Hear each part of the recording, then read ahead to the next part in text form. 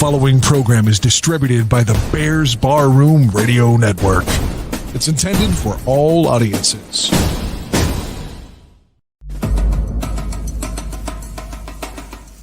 Draft on Tap with Danny Shimon and Niel Stopczynski.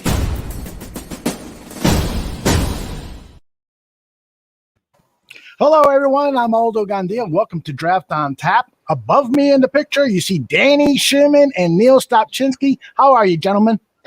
We are doing awesome. It's another great night. We're talking football. I'm talking about the draft. It's getting closer and closer. What is it, like 50 days, 49 days I saw today? What was it? I should have my countdown. 49. 49? Wow. Math wasn't my strong suit in school. Scouting was, right? When you were in grade school, Danny, were you scouting your classmates on how quick they ran the 40 and stuff like that? I was scouting my teachers, man. What are you talking about? Oh, whoa. Oh, there you are. Neil, how are you? Doing awesome, man. I'm going to tell you what, I'm sore as hell. It was so beautiful out this week. Got a few runs around the neighborhood, came back in, did some leg day yesterday. Mm-hmm. For the waist down, man, I could barely move.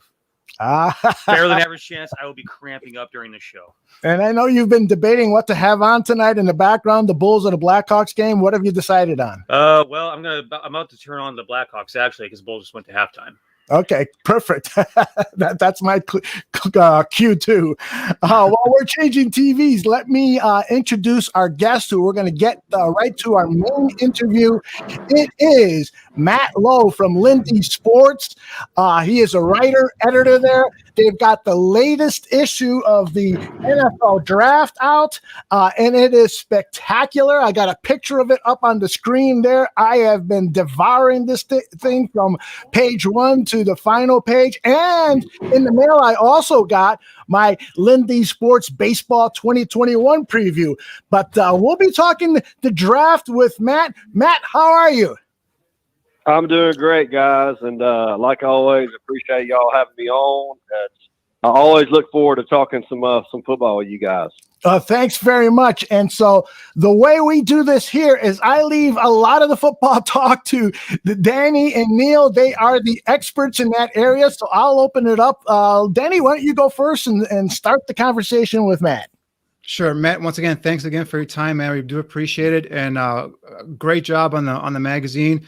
A little bit too good of a job because now Aldo's calling me every day, asking me questions. Hey, about this guy? Have you seen this guy? You know, read Lindy's. They got this guy pretty good. So you got me on my toes here, Matt. Thanks a lot, man. I appreciate that. But, and I wanted to say, man, we got 1,500 copies for the office. They sold out in a week and a half. Wow, that is awesome. Pretty crazy. That is stuff. Wow. It's really good stuff. Informative, everything you want. If you're a draft, into the draft, a draft guru or want to be a scout or whatnot. So definitely check it out for all our listeners. I'll put it up on the screen again. We'll show you the cover there. Absolutely, here it comes. Trevor Lawrence on the cover. But Matt, as you can imagine, Chicago is a buzz about the quarterback, right? Whether it's Deshaun Watson or Russell Wilson, which could both be pipe dreams here. And then, of course, there's the draft. So my friend here, Neil and I, we have 5 guys in the first round with first round grades. So curious, do you have them stacked up that way? Do you have 5 guys going in the first round as well? Or do you have more or less? I think that's a pretty good number. I think 4 are pretty much a lock. Zach Wilson, Lawrence, Fields, and Lance. Now, the interesting question will be, will Mac Jones sneak in there and get him that first round, which I think he should. I think he's got the ability to be a good pro. Now, I mean, he benefited from having a great offensive line, in front of him. But, I mean, he's what you look for in a quarterback, and throw the deep ball real well, and he's really a smart kid and tough. So, yeah, I think that's probably a pretty good number. I mean, and those 5 guys, it'll be interesting to see where they go. And it's funny, you guys mentioned, Deshaun Watson was Chicago. And, I mean, if they'd have just done this thing the right way a couple of years ago, they'd have had him there now. Tell me about it, Matt. Tell me about it. Yep. So, I know you watch Mac Jones a lot. If there's anything that you would kind of say, might lead him to not be successful at the next level, what would it be? Would it be the lack of overall athletic ability? What are your thoughts there in terms of what could hinder Mac Jones from being a successful NFL quarterback? Yeah, I mean, he's not a dual threat quarterback, but he can run, and he's pretty tough. He's a tough kid. He's been in that Bama program on a pro style system for a few years now, and I think the biggest thing with Mac is he had such a good offensive line in front of him that he really didn't get hit a lot, and when you get to the NFL, you're going to get hit, so, and especially if you go to a team where they have I was just saying that, Mac had the best offensive line, protecting him this past year. And sometimes, he'd have all the time in the world to throw the ball. And when you get to the NFL level, you're not going to have that kind of time. So I think that's the big question mark as far as evaluating Mac is we see what he can do when he has time to throw the ball. He delivers it and delivers it well. He's an accurate passer. He's a great deep ball thrower, which is a key thing in the NFL. But, having the best offensive line, you go to a team that's got a porous offensive line, you get hit all the time. That's a different ball game. So I think that's my only real knock on him. In the way he throws the football, and he's really good at moving in the pocket.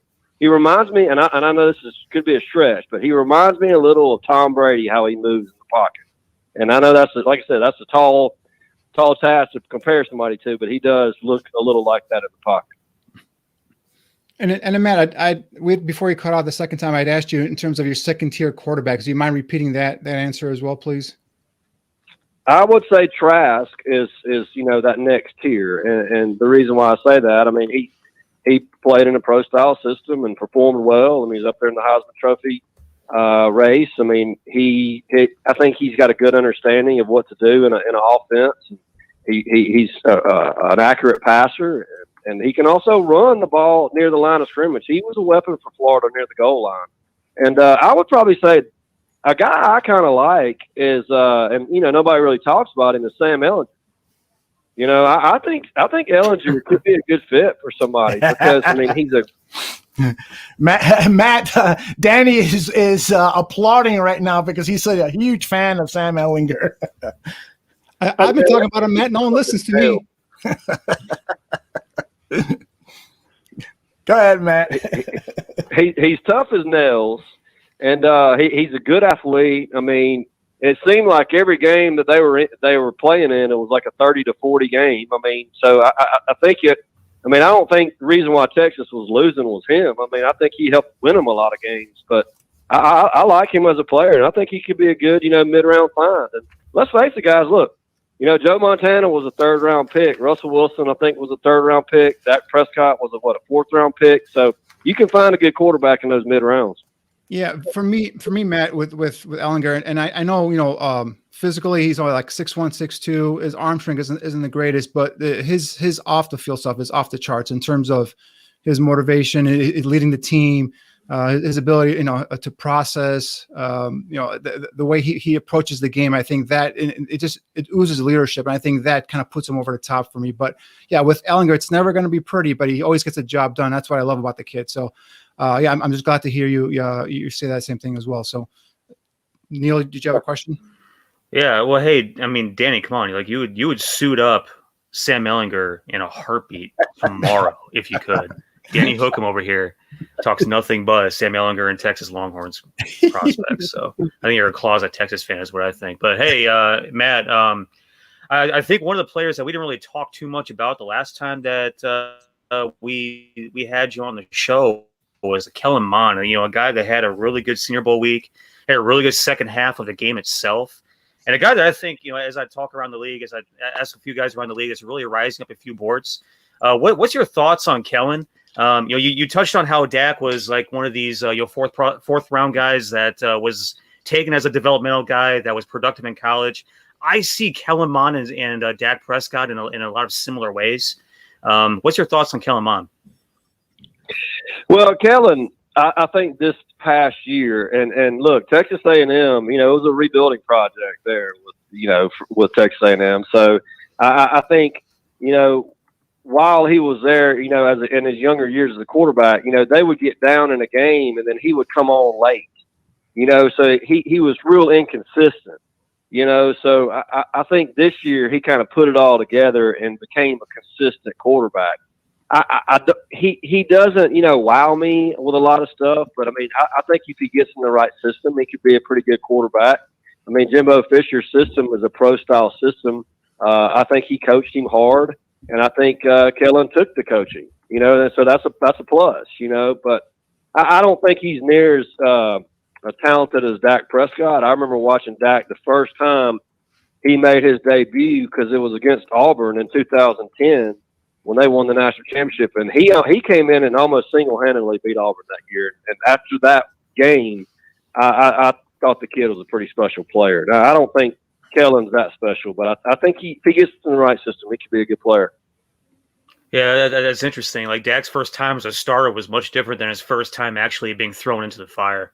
I remember Dak's first time being thrown into the fires when what was a quarterback before him, number 17, went down with an injury. We're in Houston playing Oklahoma State in one of those celebration games in Energy Stadium. Yeah. Dak came in and man, it looked like he had he was like seeing ghosts a little bit. You talk about kids that, and I mean, Mac Jones is very much the same kind of way.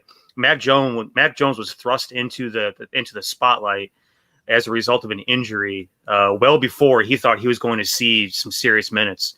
And just like Dak Prescott, just like Mac Jones, like both of those guys really developed over the course of their time when they were sort of baptized by fire, so to speak, to when they played their last game in their respective uniforms.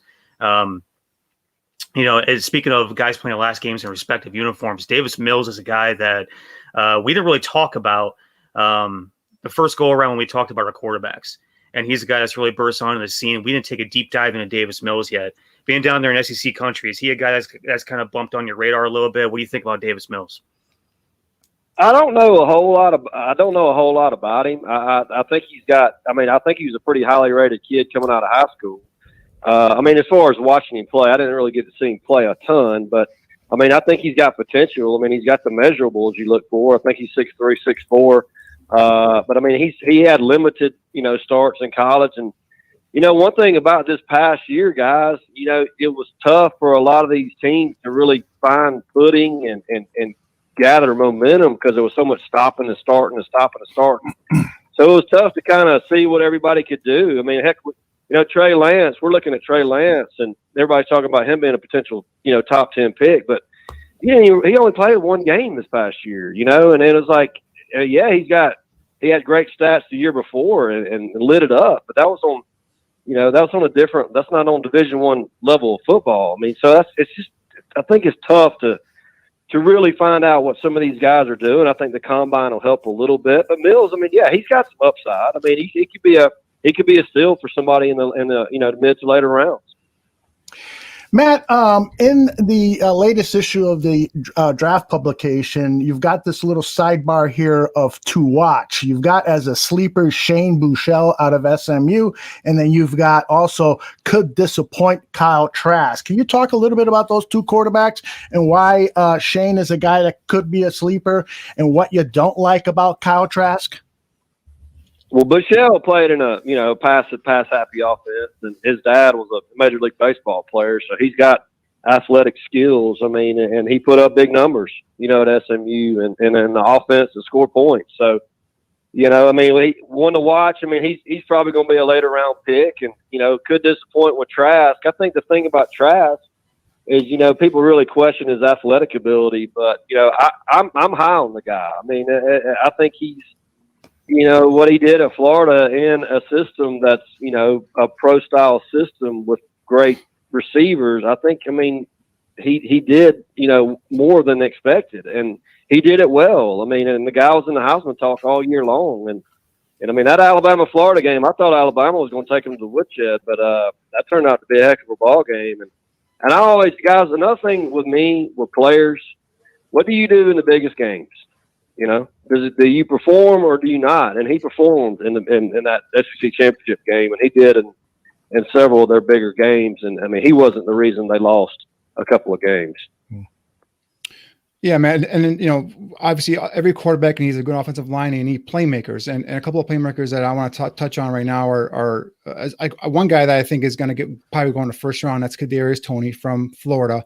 And a guy that I think is a chance to be a real sleeper. It's still going to go day 2 probably, but Terrace Marshall from LSU, man, I think this guy has a chance to be a star at the next level. Could you please just go ahead and touch on both those players? Well, Tony's a burner.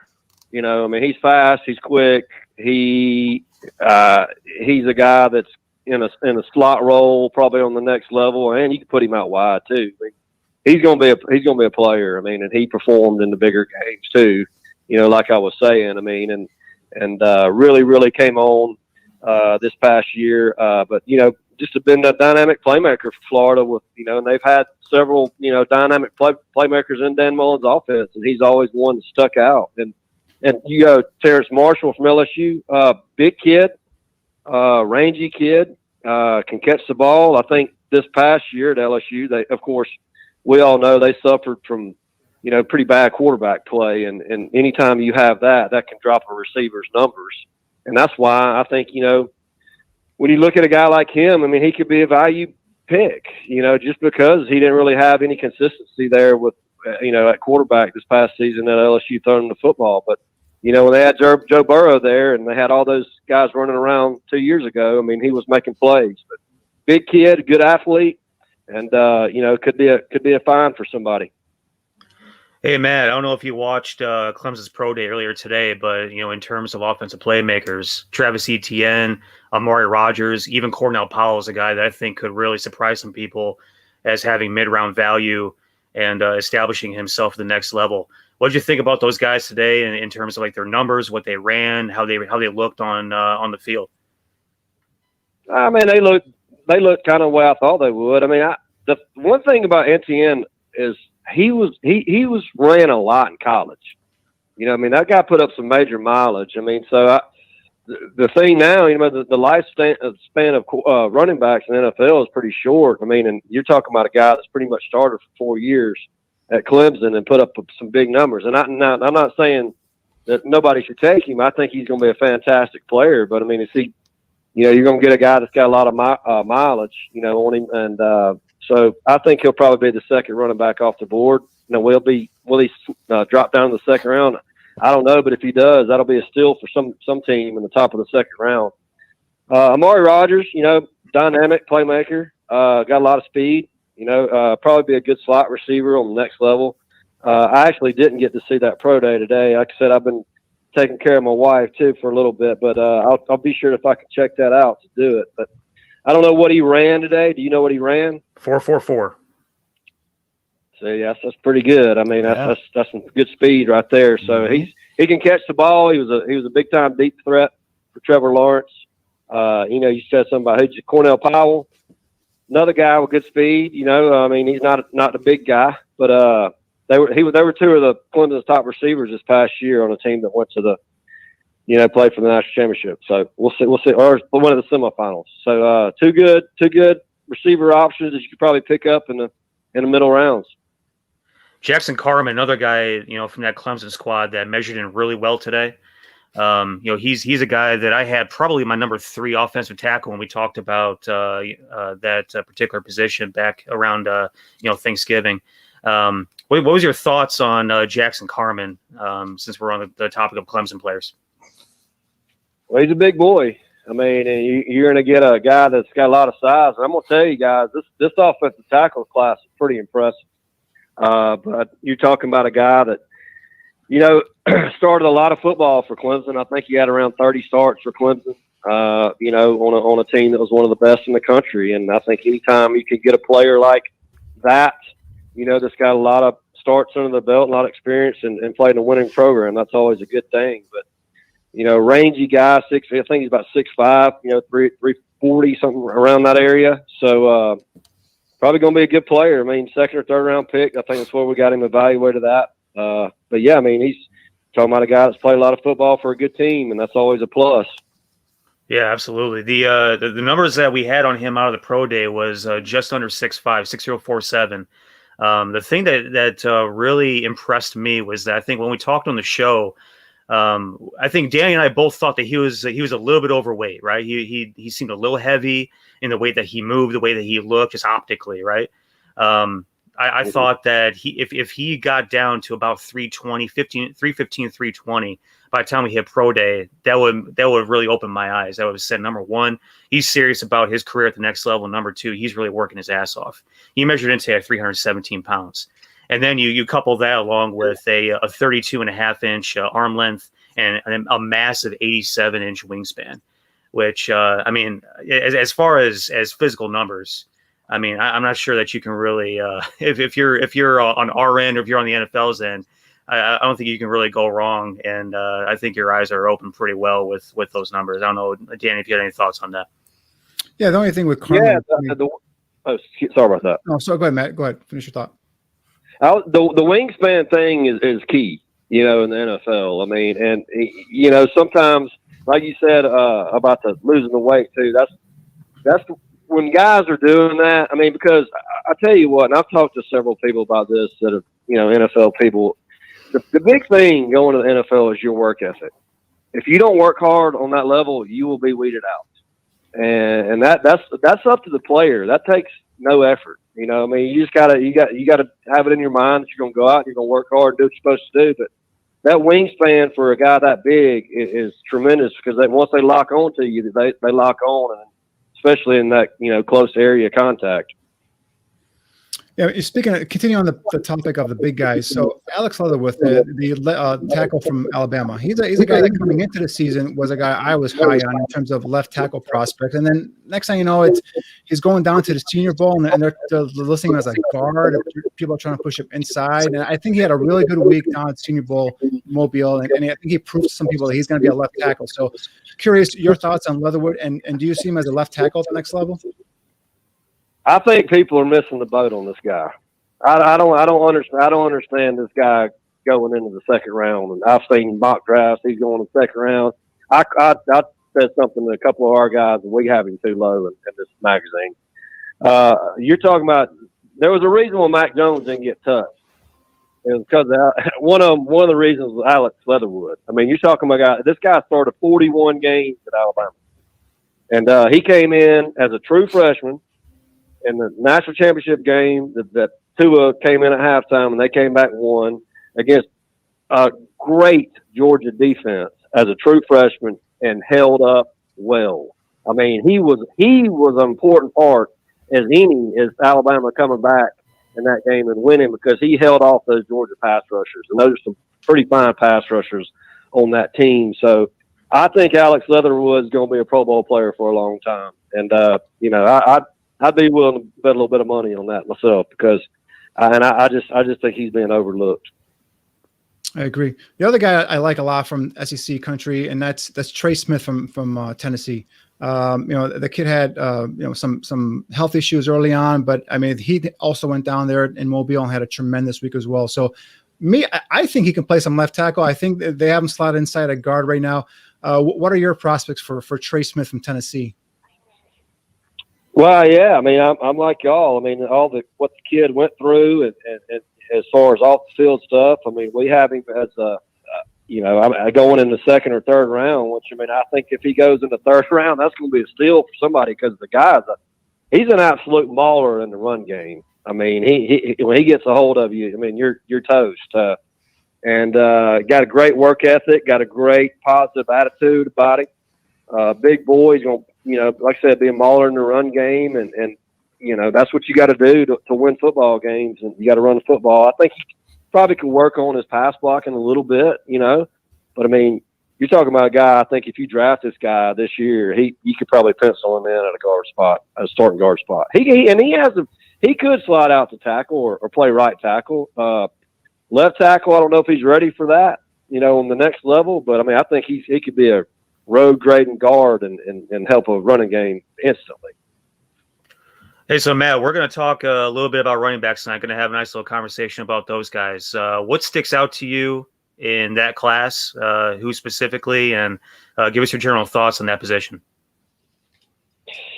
Well, I mean, I think the upper echelon of the backs are really good. I really like Najee Harris. I mean, the past 2 years at Alabama, he really didn't play a ton as a freshman and sophomore. But then his, junior junior year, he really came on. And you're talking about a guy that's his legs are huge. You got tree trunks for legs. He can catch the ball out of the backfield. I don't know if he's as powerful as Derrick Henry. I don't think he's as powerful as Derrick Henry, but I would kind of compare him to him a little bit. And you get him out in space. If he's going up against a corner or safety out in the open field, and you need 2 or 3 yards, he's gonna take on that hit and get you 2 or 3 yards. I mean, so I think he's the top back in this draft, and I would probably go NCNA or Javonte Williams from North Carolina second. Javonte's a really explosive player, really runs hard. Both the North Carolina running backs are talented, and they're probably going to get drafted. Michael Carter's, he was kind of the receiving option for North Carolina out of the backfield. I really like Kenneth Gainwell from Memphis. I think he could be a good player on the next level. But in the upper echelon of these running back class, I think there's some really good players. Tell you another guy that, Trey Sermon at the end of the year was really running the football well. I mean, he was really running well with a lot of power, a lot of breakaway, type ability. I think C.J. Burdell, from Oregon, I watched him play several games, and it seemed like he was always, having a solid game for the Ducks. So, I mean, those are just a couple of guys right there. And I think if you're looking at a sleeper, I like the Jared Dokes kid from Cincinnati. He's a bruiser, big boy. I think if he got in the right system, and he could be a 1-2 complemental type of back for a guy coming out of the backfield. So that's a guy I like too. Hey, speaking of running backs, and speaking of guys that can go on day 3 and make a big impact, Matt, I'm a big fan. I know he's got some issues off the field, but I'm a big fan of Colin Hill from Mississippi State. Every time I put on his tape, this guy's making plays, whether it's, and hands are questionable sometimes, but I mean, there's times where he's making sensational grabs down the field as a pass catcher. Just put on the LSU tape from last year, over 8 receptions, 100 some yards receiving. To me, the kid's a playmaker, but I think this year that the fit wasn't good with Mike Leach, and I think his stock has really taken a hit. What are your thoughts on Colin Hill at the next level? Well, I think he can be a good player, and I think you just hit the nail on the head right there. I just don't think he was a fit in Mike Leach's offense. But you're talking about a guy that was one of the better running backs in the SEC for 2 or 3 years. He's not going to wow you with any kind of athletic ability, but he's just a hard charger, tough runner, gets tough yards, and he'll eventually jump over. He'll every once in a while jump over somebody trying to tackle him. But I think he's a solid player, and I think his value, like I said, not with playing under Mike Leach, I think he could be a little undervalued in this draft. Matt, before we let you go, just a couple more things very quickly. Number one, you've probably heard all the rumors here that are floating throughout the NFL circles. And here in Chicago, the name Russell Wilson, people just can't stop talking about the possibility that he might be traded to the Chicago Bears. From your perspective, is that a pipe dream, or do you think that is a possibility, knowing, what Seattle could potentially do? Yeah, and before I answer that, Aldo, I wanted to say a guy that I didn't fail to mention, that running back that I really like, and I think this guy could be a sleeper, is Jamar Jefferson from Oregon State. Yeah, I watched him a couple of times this year. When I watched, I was very impressed with that guy. He helped win them a couple of games. Just his running, he's just a really, really good running back. But the quarterback thing in Chicago, it totally blows my mind. And like my boss, Lindy, he's got a friend, Bill Gallagher, that's a big Cubs and Bears fan. He was talking about Deshaun Watson and now Russell Wilson. I don't know why. First of all, I don't know why Seattle would trade with Russell Wilson. That makes no sense to me. But, if I'm the Bears, the Bears they've got the team, a pretty good team. And if you put an elite quarterback on that team, then you might have something. Mm-hmm. Deshaun Watson, like I said, this is so crazy talking about this when they could have picked him a few years ago. But if the Texans, and I think Deshaun wants out of Houston, I don't know if that relationship can be mended. Because they basically just tore the team down, and I didn't understand some of those moves. But if the Bears could get Deshaun Watson or Russell Wilson, they go from being a playoff, fringe contender to a contender, I think. You have been very gracious with your time, Matt. And before we get you out of here, I want to make sure that all of our followers know that these two new publications, the NFL Draft publication and the Baseball 2021 Preview, are available now. Let me put up on the screen the website where people can go to visit. Anything else that you'd like our followers to know about the publications at Lindy Sports, the website lindysports.com? Yeah, I mean, just click on shop. We got fantasy baseball. Our fantasy baseball edition's on sale now. We got an Edge Fantasy, which we partner up with the guys that I think they used to do Roto World. That's on sale. And I think if Drew Brees retires, we're going to do a Drew Brees special for him. And our college football stuff, we'll start hitting the spring practices. I'm looking forward to getting to the football fields and seeing some spring practice, man, in the spring, because it's been a long time since I've gone and done that, with everything going on. But yeah, I mean, just excited about, the football, spring football coming up, baseball coming up, and the draft. And, guys, it's always a pleasure to spend some time with y'all, and I really enjoy it. I apologize about the rough start that we had. That was actually a technical issue on my end, operator problem. So it wasn't your connection at all. It's just an old man trying to operate all this newfangled equipment here. So hey, and next time, I got to do the video. Man. Yes. I feel like I'm in the dark ages, man. I gotta get on the stuff, man. Well, if you can get old farts like me to figure out how to get us on video, a young man like you should be able to jump on very easily. Yeah, no doubt. All right, Matt, thanks again very much. And again, you join us 2 or 3 times a year, and we can't wait for the next time. So again, a great job with the publications, and we'll talk to you down the road. All right, guys, anytime. We'll talk to y'all soon. Y'all take care. God bless. Okay. Thanks, Matt. Take care. What a great guy. Good stuff. Great guy. How much information? I mean, you could just spit out players all over the country, any conference, and he's 99% of the time he's watched a player. He can rattle off the positives, negatives, and all that stuff. So that's why he's one of the best guests we've ever had.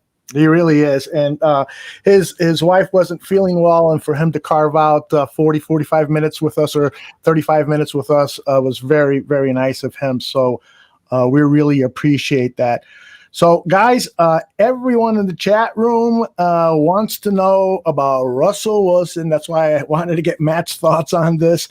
Apparently, there's all this scuttlebutt that the relationship between Russell and Seattle appears to be more strained than people thought.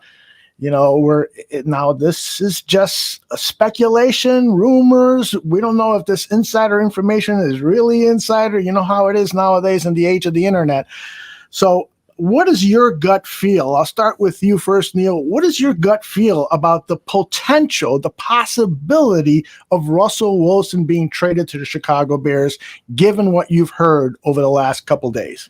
Well, first off, I think it's really interesting how the smoke, as opposed to some of the other smoke that we've had over the course of the past couple of months, continues to just linger on and get thicker and envelop us more. I don't know what the whole Yelp thing was about last night. Honestly, I was not paying as close attention to social media last night as I normally do. This was Josina Anderson sent out a tweet saying Welp, and everyone immediately assumed that it had something to do with Seattle. So I don't know why they would make that assumption. Perhaps she's reported on that issue prior, but I think that's what started the whole Welp thing. Please go ahead. Oh, no. I mean, I appreciate the clarification, because the first thing I saw this morning was a bunch of people saying Yelp. Or not Yelp, Welp. I go to Yelp and I try to find restaurants. Welp was all over the place this morning. And I immediately went to Russell Wilson's page to see what he tweeted out. I expected to see just Welp, ... and everybody just be running with it, but I didn't see a damn thing. So, I mean, it's really interesting, though, how the smoke on this has just continued to linger, right? Mm-hmm. Like, all the other 35 quarterbacks that we were supposed to have signed this offseason, like the smoke came, it kind of clouded us a little bit, and then it went away. This one continues to linger, and no one on either side has really come out and said, no, this is complete garbage. Mm-hmm. So that's a really interesting thing about it. I still think that if we do make this happen, there's going to be a significant amount of draft capital to be relinquished for it. I'm not sure I'm 100% on board with that. Mm-hmm. I think I mentioned last show that 2 first-round draft picks was probably going to be my limit, and then we have to get more creative on that point going forward. There's a certain number of players especially on the defensive side of the ball, since the defensive side of the ball seems to be the side of the ball where we're, Khalil Mack, Roquan, all these players are being talked about, Jalen and Kyle Fuller. All these players are being talked about as potential trade pieces, and I'm 100% against getting rid of Roquan Smith. I think both those cornerbacks are the best we've had since Tim Jennings and Peanut, and so I'm not too amped up about getting rid of those guys. I think cornerbacks, like really good ones, and especially a tandem of them, are really hard to find. But again, we're talking about a Hall of Fame quarterback. We're talking about the face of a franchise. We're talking about a transcendent talent. It's hard to draw the line somewhere. I don't know where I draw it, but I think I at least draw it at 2 first-round draft picks, and we got to get creative from there. Yeah. Danny, your thoughts on that? And I'd like to ask you, following up on what Niel just said, is how much is too much to trade for a guy, for instance, like Russell Wilson? Well, yeah. First of all, we talked about, like I said, a week or 2 weeks ago now, that it seems like every week we're talking about quarterback rumors, right? But where there's smoke, there's fire, and you mentioned there's smoke, and I think there's a fire brewing there. And for whatever reason, the Seahawks and Russell Wilson are at odds with each other. And the whole thing came out this week with the letter to the season ticket holders the Seahawks sent out, included a bunch of players like Tyler Lockett, DJ Metcalf, some other players, but no Russell Wilson. Now, could that be the same, hubbub over the Dallas Cowboys, hype video with no Dak Prescott and nothing happened? Next thing you know, he's making $40 million a year from the Cowboys. Could it be, something similar? But this guy's already under contract. Dallas said, Dallas was saying, technically Dak was not under contract, but Wilson's under contract. He is the face of the franchise, and he was not in the letter to exactly the ticket holders. That to me is a jab back from the Seahawks to Russell Wilson. So. And then the other point to this question is Neil, unfortunately, I'm with you. I don't want to give up capital, but you know what? You're going to have to give up draft capital because you don't have a quarterback to give up, right? So if you had a quarterback, for example, just hypothetically speaking, if you had a Tua Tagovailoa or some other young quarterback you drafted last year, or Sam Darnold, for example, and 2 first-round picks, and then some other fillers here and there, I can see that happening. But Seattle has nothing in terms of the quarterback position if they trade away Russell Wilson. So. That's how I think this is going to get complicated, and that's why it might be a stumbling block, because how is Seattle going to put a competent starter back there to help them win games? Now, if they can take 3 first-round draft picks from the Bears and a second-round draft pick from the Bears, unless they take those picks and they flip them and they move up in the top half of the first round, the top 5 picks, maybe that's their plan. Maybe they're trying to do a 3-team deal, if you will. I know that those are typically not made in the NFL, but recoup all these picks from the Bears, flip them to another team A who's in the top 5, and that way they get their quarterback and the Bears get Russell Wilson. So that way I can see it happening. But for me, it's just, and plus they take a $39 million hit on their cap this year. Right. So the cap is already 15.5 or 17 million less than what it was last year. Right. So, you're trading a top 5 quarterback. You're going to take a $39 million hit, and you're not going to get a quarterback back most likely unless you make another subsequent trade. So that's why it's like hard for me to envision. So that's why if I'm the Bears, if I'm Ryan Pace, and again, I'm a guy who loves scouting. I'm a guy who loves picks. I concentrate on these 5 picks these 5 quarterbacks in this draft in this first round, and move up and try and get one. The Eagles could have that pick could be available. Like I said before, the Falcons pick could be available. The Jets pick might be available. So work your way up. And try and get one of these young quarterbacks. But that's easier said for me, as opposed to Ryan Pace and Matt Nagy, who have to win next year. They might be a little bit hesitant in order to, to put their fate in the hands of a rookie quarterback. Our good friend Stephen Nagishi sends out via the chat room.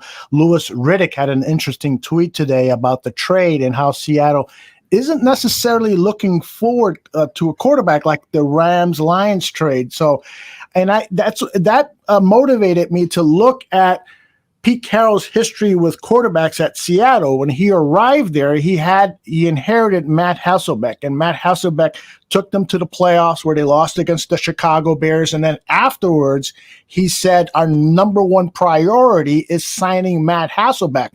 Well, he reneged on that. They called up Matt a month or two later and told him that they were going a separate way. He was a free agent. He ends up at Tennessee. The Seahawks go ahead and sign Tre'Davious Jackson.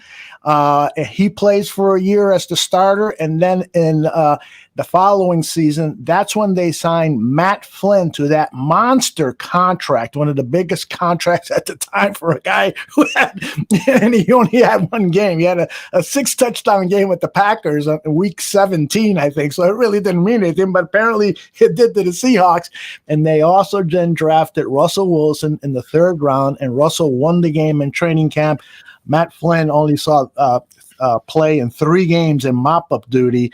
So I don't know if that long-winded story I just shared shows any clue as to what the Seahawks are going, but it is kind of interesting. They might not be looking for a quarterback back from the Bears, but they're going to be looking for a quarterback to fill in that spot. And Geno Smith, who's currently their backup quarterback, is not going to be that answer. I'm telling you that right now. So maybe that's what's going on in the backgrounds here. I mean, they're working the phones on both ends, talking to the Bears in terms of getting their compensation for Russell Wilson, and then talking to other teams, to whether it's Sam Darnold, Marcus Mariota, name these guys that are other backups, or even possibly, like I said, move into the top 5 of the 1st round and take one of these young guys. Carroll's, he's entrenched there as a Seattle head coach. Schneider's entrenched there as a GM. They don't have to worry about winning next season. They can always take one. A bad season, if you will, and take their lumps, and then recoup in terms of draft capital and all that stuff, and come back strong the following year. So they might go for a young quarterback, top 5, top 6 pick, and go with him, and trade away Russell Wilson to the Bears and get all these draft picks back. So that could be a scenario in play as well. But it's just a lot of things got to work in hand and go. Like I said, the cap hit and the trading here and getting your quarterback here and all that stuff. So we'll see how it plays out, but there definitely is smoke and definitely is fire there. So we'll see how this all turns out. But as if it doesn't turn out to be Russell Wilson, I just know there's going to be a lot of disappointed Chicago Bears fans. The Factor wants to ask you guys if we can't land Watson or Wilson. And by the way, that whole Watson thing that you guys were talking about with Matt Lowe is heating up after the press conference. Prior to the press conference that the new Texans coach had, he was on a podcast with Jim Trotter and talked about Watson. Yeah, he's our quarterback for now, and made it sound like really they were not real confident, at least the head coach wasn't, that Watson was returning. And then in the press conference that happened a couple of hours later, he sort of changed his tune. I'm sure the GM had a stern talking with them and said, don't phrase it that way. But anyways, back to the Factor's question. If we don't land Watson or Wilson, do you think we would move up in the draft inside the top 7 picks for a quarterback? How confident are you in that happening? Neil, I'll start with you.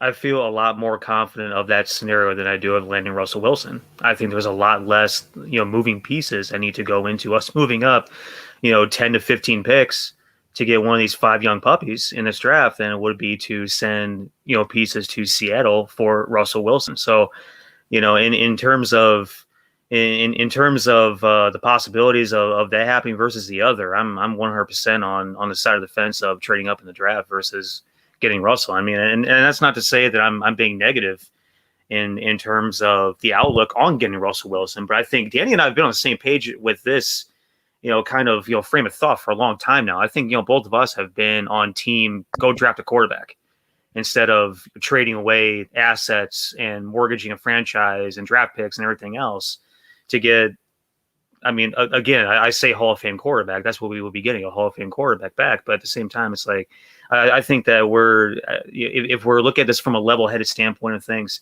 I think the best way to go about fixing the franchise is go get one of these 5 young puppies that we see in this draft that we talked about. I feel like on a weekly basis at this point, Danny. Yep. It seems that way. Trade rumors or trade rumors and free agent signings and drafting quarterbacks is like what we talk about every single week on the show right now. But I think you and I are on the same page on this. We have been since the dawn of day. Yeah, I mean, obviously, I would love to have either Deshaun Watson or Russell Wilson as the Bears quarterback, but I'm just like you, Neil. I'm fearful of what it's going to cost. Now, some say no price is too big to pay for a franchise quarterback. I agree with that, right? So if you're going to give up, say, 3 or 4 first-round picks, I mean, that's a lot though to give up for just one guy. However, if that's becomes unattainable, right? Getting either Wilson or Watson, I am 100% all in. Go up and get yourself one of these 5 quarterbacks. I don't care which of these 5 quarterbacks it is. Now, Trey Lance, you might have to wait maybe a year to or maybe a year and a half or something to get him out on the field, depending on how he's developed and all that stuff. So, but yeah, any one of these 5 quarterbacks, I agree. You have to go get one of these guys. Now, the flip side, Ryan Pace and Matt Nagy got to win next year, right? So are they going to, like I said earlier, are they going to put their fate, if you will, in the hands of a young rookie quarterback? So, but if that quarterback does show promise, and if the Bears go 9-7, for example, and miss the playoffs, but you have a quarterback that's showing some promise, that could buy them some extra time there as well. So we'll see how it plays out. But it just seems like, it's either now in for either Watson or Wilson, or go get these quarterbacks, and that's I guess the state of play here for the Bears. Bobby Bombs of the Barfly Tailgate Show tweeted this out this morning or this afternoon. Bombs away, post June 1st trade. We trade up, draft quarterback Seattle wants with our assets, and trade him to Seattle post June 1st.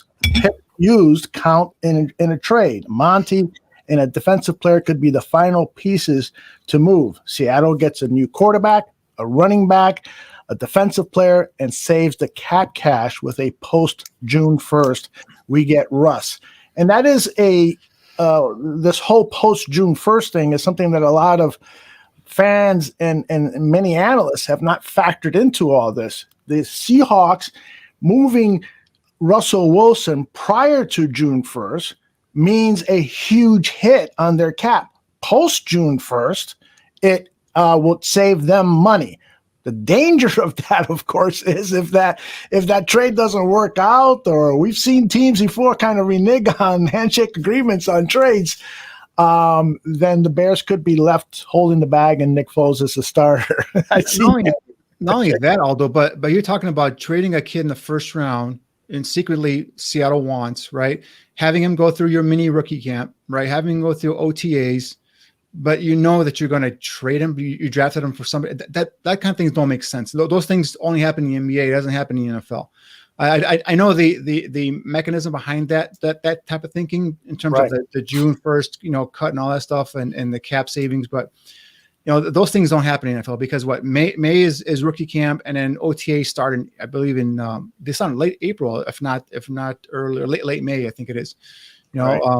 Depending on what the schedule with COVID and all that stuff, depending on how they can do it this year. So we'll see. But I mean, you can't have these guys now. If it's remote, they're all doing it via Zoom. It's a little different than being in the building and they're all kind of working out together and all that stuff. I can see that, but that kind of stuff doesn't happen in the NFL. What do you think, Neil? No, you're also depending on the honor system as well. Yeah, right. There's a lot that's going to happen between now and June 1st. I mean, I'm just going to go ahead and give Bobby Bombs a hell of a lot of credit on that because he put a lot of thought into that. That's kind of creativity that we're hoping to see out of Ryan Pace, to be honest with you. Yes. So something like way outside the box like that to factor in, maybe like the shifting of the planets and solar winds and everything else. I mean, he really brought it with and it was, I remember him talking to us about it. It went on a hell of a lot longer than just that tweet too. Yeah. There was so many different stipulations. Like at noon, the Queen of England was supposed to sip her tea and all kinds of other stuff. I mean, it was incredible. But I mean, to be honest with you, yeah, I mean, I'm with you, Dan. All these kind of NBA like type of things are not going to exist in the NFL, and that seems like a really NBA like type of deal. But hey, crazier things have happened, and I don't want to say that Ryan Pace is desperate, but he's desperate. Yeah, really. Oh yeah. Funny. Go ahead, please. No, I'm saying it's funny you said desperate because if you watch TV, all these, the 4 Letter Network and all these other sports networks are saying that the Bears are a desperate team. This is the time for Seattle or Houston to take advantage and rob them. Do a Minnesota Dallas trade from the Herschel Walker trade, get all their picks and all this stuff, and you'll be made. So, everyone knows around the league that the Bears are desperate for a quarterback, and Pace and Nagy are trying to save their job. So, That's why I'm a little scared, because once that Schefter tweet comes out, it says Seattle's trading Russell Wilson to Chicago Bears, I'm going to be cringing, because I'm going to be waiting for that second tweet that tells me the compensation going back to Seattle. I'm going to be scared for that one. Yeah, exactly. I won't go over everything that I shared on the Buffon 55 show last night, but the headline being is that I'm just skeptical of giving away so much for a quarterback in terms of draft assets. And the feedback that I got back is this is a win now season. But my counter is, well, what happens if you don't win now with Russell Wilson? And then you've got these defensive players who are at that age where their window is only a year or two before they start on the other side of the 30, and some of them are already in 30 at 30 years old. And so then you're stuck rebuilding a team with Russell Wilson at the time that his contract is about up. And you don't have any draft picks. And so you're going to have to trade Russ Wilson, and you have to rebuild again. So, you guys are draft lovers. I think both of you guys feel like I do. It's best to build from the draft. And the only way I am making a move on Russell Wilson, if it makes a lot of sense from, you're getting a deal. You're being very creative, like Niel said. And let's hope Ryan Pace is doing so. What's your confidence level that Ryan Pace is going to pull off a miracle, and that the three of us will say, yeah, he did good. He did good. Niel, what do you think? Eyebrow. That's my response. No, I mean, I think the one thing that we can't rule out on this whole thing is that we're not only talking about the Bears' wherewithal on this, we're also talking about Russell and Sierra. Right, they're like, well, this, that, and the other thing, all the talk and everything else, all the scuttlebutt out there, rumors and the whole thing. We're also talking about two people that, I mean, you look at the framework of how Seattle works and what Seattle is, like what they want out of their relationship. Mm-hmm. I don't think, as far as what I've heard. Mm-hmm. I don't think Seattle's conducive to that. I think Sierra cares still a great deal about her entertaining career, and you could do that in Chicago. Mm-hmm. And I think Russell Wilson is at a point in his career where he has no problem taking on a franchise on his shoulders and being the guy and being relied upon, and having everything worked around him, which is we've been told for probably 2 or 3 weeks now that this is what he's been asking for, and they've been kind of dancing around the topic a little bit, not necessarily taking him seriously. And so I think that there's you could look at this in the framework of the rumors where, Russ is just being, he's just being a diva, and he's being needy, and he's being high maintenance, all these other things. But what if it's just kind of what Russ and Sierra want? Right? What if it's just like what they want for their family and for their future and for their livelihood and everything else? They want to be in the third largest media market in the country, and one of the most amazing entertainment venues in the world, and in a dynamic sports environment where the fans are passionate, and you have all 5 of the major sports around the world playing within 5 miles of each other, and passionate fan base, and Sierra has ways to travel around the world or perform in a city where she lives, and they have all this. I mean, you're under the bright lights in Chicago. Let's go ahead and be honest about that. I mean, you're under the bright lights, and the focus is on you. And what it sounds like is that's what Russ wants, and that's what Sierra wants. And so, in terms of, 4,000 gets it.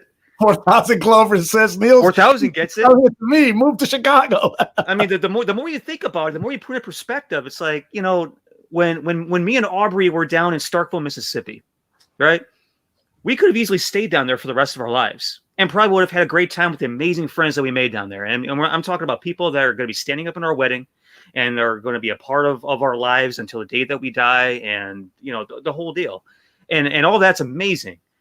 But like what we wanted for our particular, lives and this moment as we move forward and our futures and everything else is we wanted to be here. Because I think when you talk about opportunity, and when you talk about the bright lights, when you talk about, the future outlook, and And I think that, there's a certain holding of water that exists in the idea that if this is just what they want, they're going to make it happen one way or the other. And so I know this has been long-winded, but to circle back on what you said, Aldo, about having to rebuild and trade Russell back away and try to make something else work and go through the whole quarterback search for a third time over in the past 5, 6, 7 years, whatever it's been. I don't think that's going to be the case. I think Russ, if this truly is authentic, if Russ truly does want to be in Chicago and Sierra does want to be in Chicago, I think they're going to figure out a way to get here. They're going to be happy with the trade. Mm-hmm. And between Russ and between the McCaskies and Ted and Ryan Pace, if in fact 3 of those 4 people are still around, albeit assuming all 4 of those individuals are still in the same bubble together, right? They're going to figure out a way to make it work one way or the other. Mm-hmm. Danny? Yeah, that's why you cannot put out, also for me, at least, you can't put the Raiders out of this equation as well. You talk about the same things you talk about, in terms of a team where at least the Raiders can give back a Derek Carr to Seattle. And they have a serviceable quarterback they can work with, right? If Sierra goes to Vegas, she has, her residency in one of the casinos, right? And Russell Wilson has John Gruden, a guy who's quarterback friendly, system is quarterback friendly. He can, flourish there. And, they have some good young, budging talent there as well in terms of offense and, with Josh Jacobs in the backfield and some of the receivers. So, guys, don't put all your hopes here in him coming to Chicago. Remember, there were 4 teams on that list, 3 now potentially, because with Dallas signing Dak Prescott back. So, that's why it's like, all your question was, what are the chances this happens? Like, I think something's going to happen. I think Ryan Pace will do something. He is that desperate. Whether it's Russell Wilson, Deshaun Watson, I just don't know if they have the capital to go get those guys. They have to want to. They're going to have to want they don't want to do it. Like, we didn't think Ryan Pace had it in him to go get Khalil Mack, but he got it. Right. He did it. But this is going to cost more in terms of draft capital than what Khalil Mack cost the Bears. So that's why I'm a little hesitant in terms of saying, let's do that. To go from 20 to 5, that's 15 spots up. You're going to have to give up the 20th pick, and you have to give up the next year's first round pick and probably another second or third round pick somewhere down the line. I'd rather do that, guys, and get myself one of these young quarterbacks, one of these 5 young quarterbacks, and instead of giving up the farm, if you will, in terms of the players, draft capital for years on out, to get a quarterback that's 32 years old. That's not a popular opinion. I know people want Russell Wilson, and hell, I want Russell Wilson at the Bears quarterback as well. But if you think about it, Aldo make a great point. Long term, you're going to get a quarterback here, 32 years old, with a roster around them that's crap, right? If you trade away some good young players, you trade all your draft capital, you're going to be up against the cap most likely. And I know a TV deal is coming in within 2 years probably, and you're going to get some more money there, some flexibility. But you're talking about bringing in free agents, building a team on the fly. Typically, that doesn't work in the NFL, right? You typically build a nice core through the draft, and that team evolves and develops, and next thing you know, you have a championship contender. So I don't know. It's something's going to happen. I just don't know if it's going to be Russell Wilson or that big, or if it's going to just be going up in the first round and getting one of those young quarterbacks. Right. Well, and that kind of leads me to the next topic. And we, again, on Buffon 55 talked at length about this. And again, Alyssa and John were just attacking me. It's like I was on the ground. They were kicking me and bashing my teeth in because I had the gall to suggest that Allen Robinson could be used as a draft commodity to trade up, not necessarily for one of these veteran quarterbacks, but to move up in the draft. Like, for instance, Alex Sims was asking about the 6th slot of that the Philadelphia Eagles own. Well, you got Jalen Hurts as your quarterback there. That's a quarterback needy team. That's a team with draft with salary cap room. That's a team that the owner has told the coaching staff, I want you to build around Jalen Hurts. He's kind of pissed off that they invested all this money on Carson Wentz, and now they traded Carson Wentz and they're paying him money even though he's not on the team. So there's a possibility that you trade Allen Robinson and your 20th pick, and now you've moved up into the 6th slot, and now you're getting one of those top 5 quarterbacks. And I told those guys on Buffon 55, I love any one of those 5. I've got my preferences, of course, but like we've said here, you land one of those 5 guys, you now have a really strong potential of having a franchise quarterback for the next 10, 15 years. So your thoughts on the A-Rob franchise tag? Are you happy with it? Do you see a possibility of there being a trade with it? Or do you think that they just tagged them so that they can work on a long-term deal because he's in their future plans? What are your thoughts, Danny? Yeah, I mean, and in terms of the surprise, it was not a surprise. I expected them to tag him. I anticipate them, trying to work out a long-term deal with him. However, you bring up a great point again, Aldo, because if you do the sign and trade with Allen Robinson, now of course he's going to have to agree to sign with Philadelphia. So that's a whole different angle to the story there. But just using this example, that's a nice way of taking a player as an asset, not losing him for nothing, and using him to go ahead and move up and get yourself a quarterback. The other question then becomes, what do you do at receiver, right? You lose your number 1 receiver. Yeah, Darnell Mooney was a nice find last year in the 5th round, but now depending how much more draft assets you're gonna have to give up to move up and make that move. What do you do in a receiver? Now, Matt Nagy comes from a system with the Chiefs where they don't really have a number 1 receiver. I know Tyreek Hill gets a lot of hub and he gets a lot of big plays, but that number 1 receiver on that offense is Travis Kelce. When it's a big play to make, it's usually Travis Kelce that does makes the big play, and that's a tight end. So he comes from a system that he could utilize multiple receivers. So do you do that? Do you go that route? Do you sign these veterans? Like guys like, just throwing there, like Emmanuel Sanders just got cut by the Saints. A guy that comes in, Sammy Watkins, guys like that, right? Veterans can come in and they can learn your system. They can, and make shift that way. Mm-hmm. That could be a possibility, but I believe that they're going to try and sign Allen Robinson long term. However, that's a good point in terms of if you're going to try and use him, not lose him for nothing, at least use him as capital to go ahead and move up and get yourself a quarterback. Mm-hmm. Niel, your thoughts? Trading Allen to what was that last to the Dolphins for the Bears trading Allen to Dolphins for 4th and Devontae Parker. I don't think you trade Allen Robinson. You won't get that from Dolphins. Dolphins won't do that.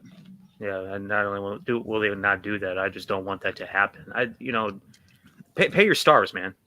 That's one thing that I've been like hypercritical of the Bears for. I feel like for life, pay your stars. Matt Forte, fought his ass off for you, and you never would give him a real paycheck. They kept franchise tagging him and undercutting him and everything else. Allen Robinson is the best wide receiver, arguably, this program. I keep saying program. This franchise has ever had. Pay the guy. Feel free to financially. We financially appreciate the kicker today. Finally, we got a kicker. That's right. Financially appreciate your big time playmaker on offense. Feel free to. That's where I'm at on that. Just I'm happy that they tagged him. I'm assuming that they're doing it within the frame of mind of working out a long-term deal with the guy, right? And that's where I'm hopefully going to plant my flag in the ground on that, and I hope it gets done in that way. So let's talk about Santos being back. That is great news. It's a 5-year contract. 3 years are locked in. The only way this can, how kickers can all of a sudden lose their stroke. It's like me and my putting game.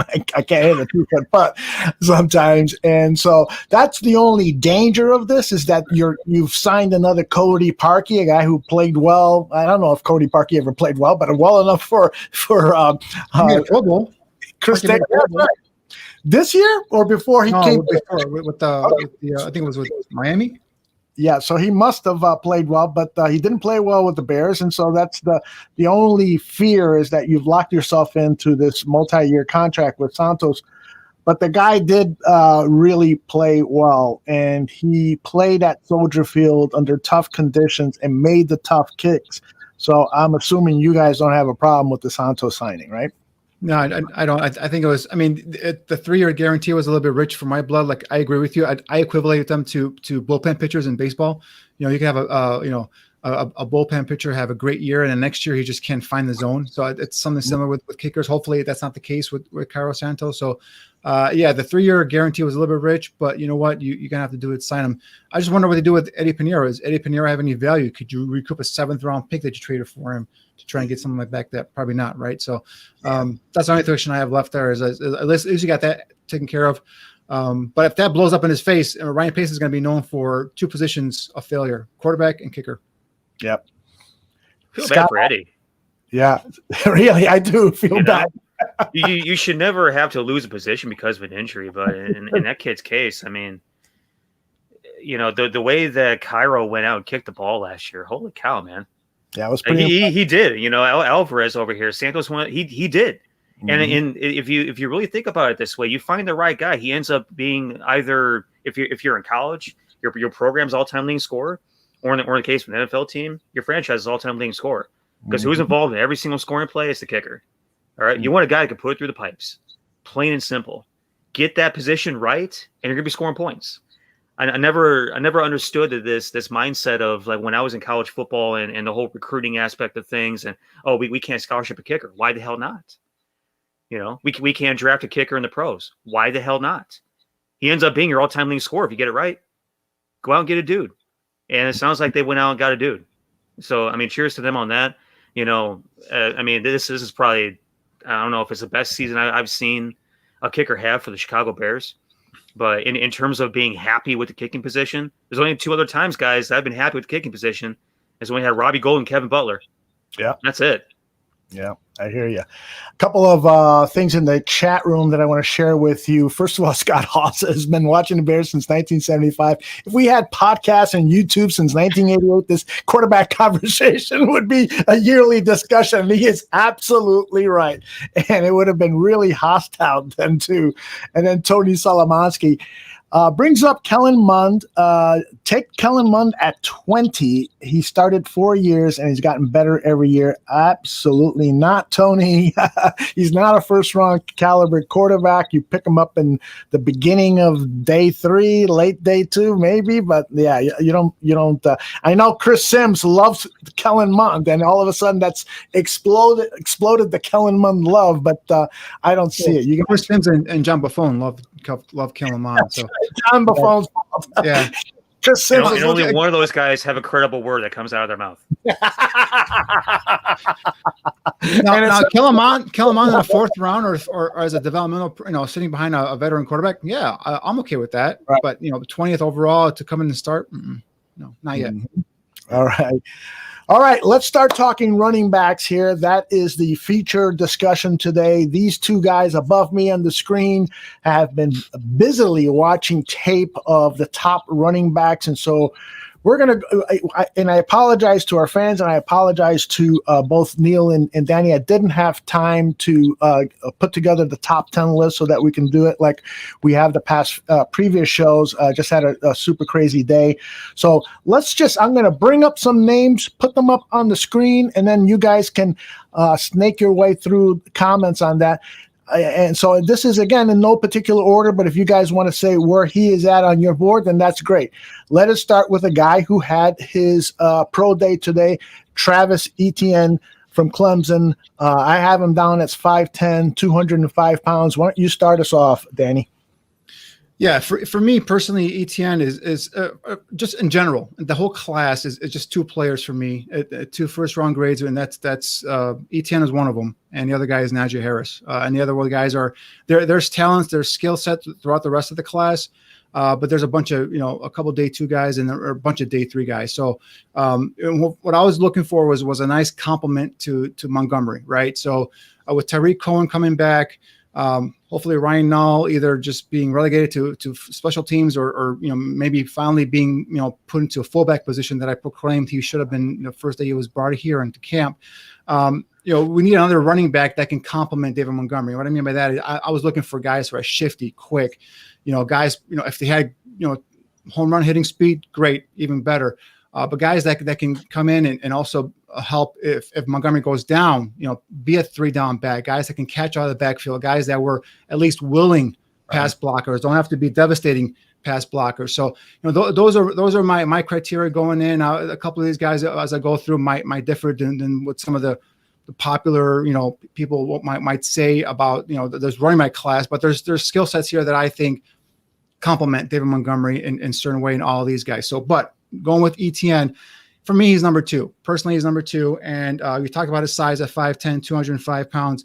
This is a guy, and back in his high school days, played football and basketball, 3-year starter. This guy was an instant playmaker at Clemson, 2-time ACC player of the year, consensus 2020 All-American, led the ACC with 78 total touchdowns, for his career. You talk about this kid, you talk about explosive big play. The guy's an athlete. He has that big play speed. He's got the feet, the burst, and the acceleration to potentially score every time he touches the football. He's got those loose hips, the lateral agility, the contact balance, along with the plant and cut ability to create in the hole. And these are things I was looking for in my running back. This would be a perfect complement to David Montgomery. This is a kid with his speed, his big play potential, his vision. He's quick through the hole, very good balance. He can zigzag through traffic, he can get skinny, slither through those small cracks and openings, and he can plant and cut to the outside with ease. You're talking about a guy that, again, potentially can score on every single possession, every time he touches the ball. He's got this vision and feet to be able to cut off of his blocking up front. He's got the speed to the edge to turn it up the field and down the sidelines in a blink. Explosive burst to get through the line of scrimmage and upfield quickly. He makes those subtle cuts at full speed without breaking stride. And in terms of the passing game, again, he's a guy that is a solid pass catcher. He adjusts well to the football. He can catch it with ease. On those screen passes, he catches it quickly, tucks it, and he's upfield trying to make a big play. So the other positive he gives you is his kickoff ability on special teams. This is a guy that for his career had 32 kickoff returns for 706 yards, averaged 22.1 yards a return. So it gives you that added dimension as well. So for me, he's number 2 on this list. Neil, where do you got him? For me, he's number 1. And, and part of that is a very partial sort of feeling on the kid, because I was a big fan of his ever since he was in high school. I found this kid when, he was a junior, and he had absolutely zero going on. And he showed you, or at least he showed me, and he definitely didn't show you guys. You guys weren't watching high school film. He showed me everything that you're seeing now, right? At the high school level. I felt this kid could have been big time. He had this certain kind of his hallmark in high school was running with power and explosiveness. And rarely do you get a guy that runs with the same sort of like power and explosiveness that Travis Etienne ran with in high school. The kid physically today looked incredible. He didn't weigh in at 205 like he probably played at during the season. He weighed in at 215, rocked up, right? Just over 5'10". He was 5'10 and an eighth. Decent length measurables, 31 and an eighth, 73 and an eighth. He looks like he put in a ton of work during the offseason in between, the college football playoff to today. And, he plays the, 40-yard lane like I thought he would, consistent 4.4 flat both times. And in my notes, was running 4.4s in high school. Pro days today, probably expect a high 4.3, 4.4. And that's exactly what he did. And you can almost set your watch by what this kid's going to do. He's just that consistent. Half of my notes I wrote down were all of his accolades. And it's absolutely absurd, the kind of accomplishments that he made over the course of his career when he was at Clemson. Over the course of 55 games and 42 starts, he amassed almost 5,000 yards of rushing, 70 touchdowns. He has an FBS record for most career games scoring a touchdown, which is 46 of those 55 games. ACC record holder for yards. The previous record was by Ted Brown, a North Carolina State kid, 1978. So you talk about record that stood for the better part of an entire century, and then also rushing touchdowns and receiving touchdowns and points. Ties for 7th all time in career points. The 6th Division I player to ever rush for 70 touchdowns. 3-time first team All-American, only the 5th in program history. One of those other 5, the Fridge. Obviously one of the most beloved players in Chicago Bears history, and that's pretty good company to be in. 18 and 19 ACC Player of the Year. I mean, you could go on and on and on. He had an entire, he had an entire scroll of accolades that he's accomplished over the course of his career. He's that unique of a dude. I think what makes him special really is his acceleration and short area explosion. He runs a great forward lean. He understands the angles. He's a north-south guy. I can't stand guys that dance, and that's just a personal preference. I know that people get excited about dudes that are shifty and make 13 guys miss in a phone booth. Just get north and south, go score. And to me, Like he's one of these guys that, you know, in my lingo, in my language, I call him touchdown scores. And it's very simple, but it's what he is. He's a touchdown scorer. And I said, you know, he's a threat to score in every play. You know, we're both thinking the same thing with this kid. And that's what I think that, you know, the Bears need. I don't think they're going to get Travis Etienne. I don't think you know, I highly doubt that's going to happen. But, you know, the one thing that I was thinking about today was, what if something crazy does happen? We saw so many interesting names being dropped off of teams over the course of the past probably 72 hours, right? I think a lot of people's draft boards are going to change incredibly between now and the end of April. Look at the Chiefs. What they did today, drop both their tackles. You know, the Packers dropped Aaron Jones. You know, you can go on and on about the type of like high quality players, you know, borderline Pro Bowl players in a lot of cases, or Pro Bowl players for that, but a lot of borderline Pro Bowl players in a lot of cases that really are just missing pieces to teams like the Chicago Bears, who need a right tackle. And what if they go ahead and get really creative with this process leading up to the draft? They figure out a way to get Russell Wilson. And, you know, all of a sudden you have a tackle and you have Russell Wilson, and now you're looking at maybe like a first or second round draft pick.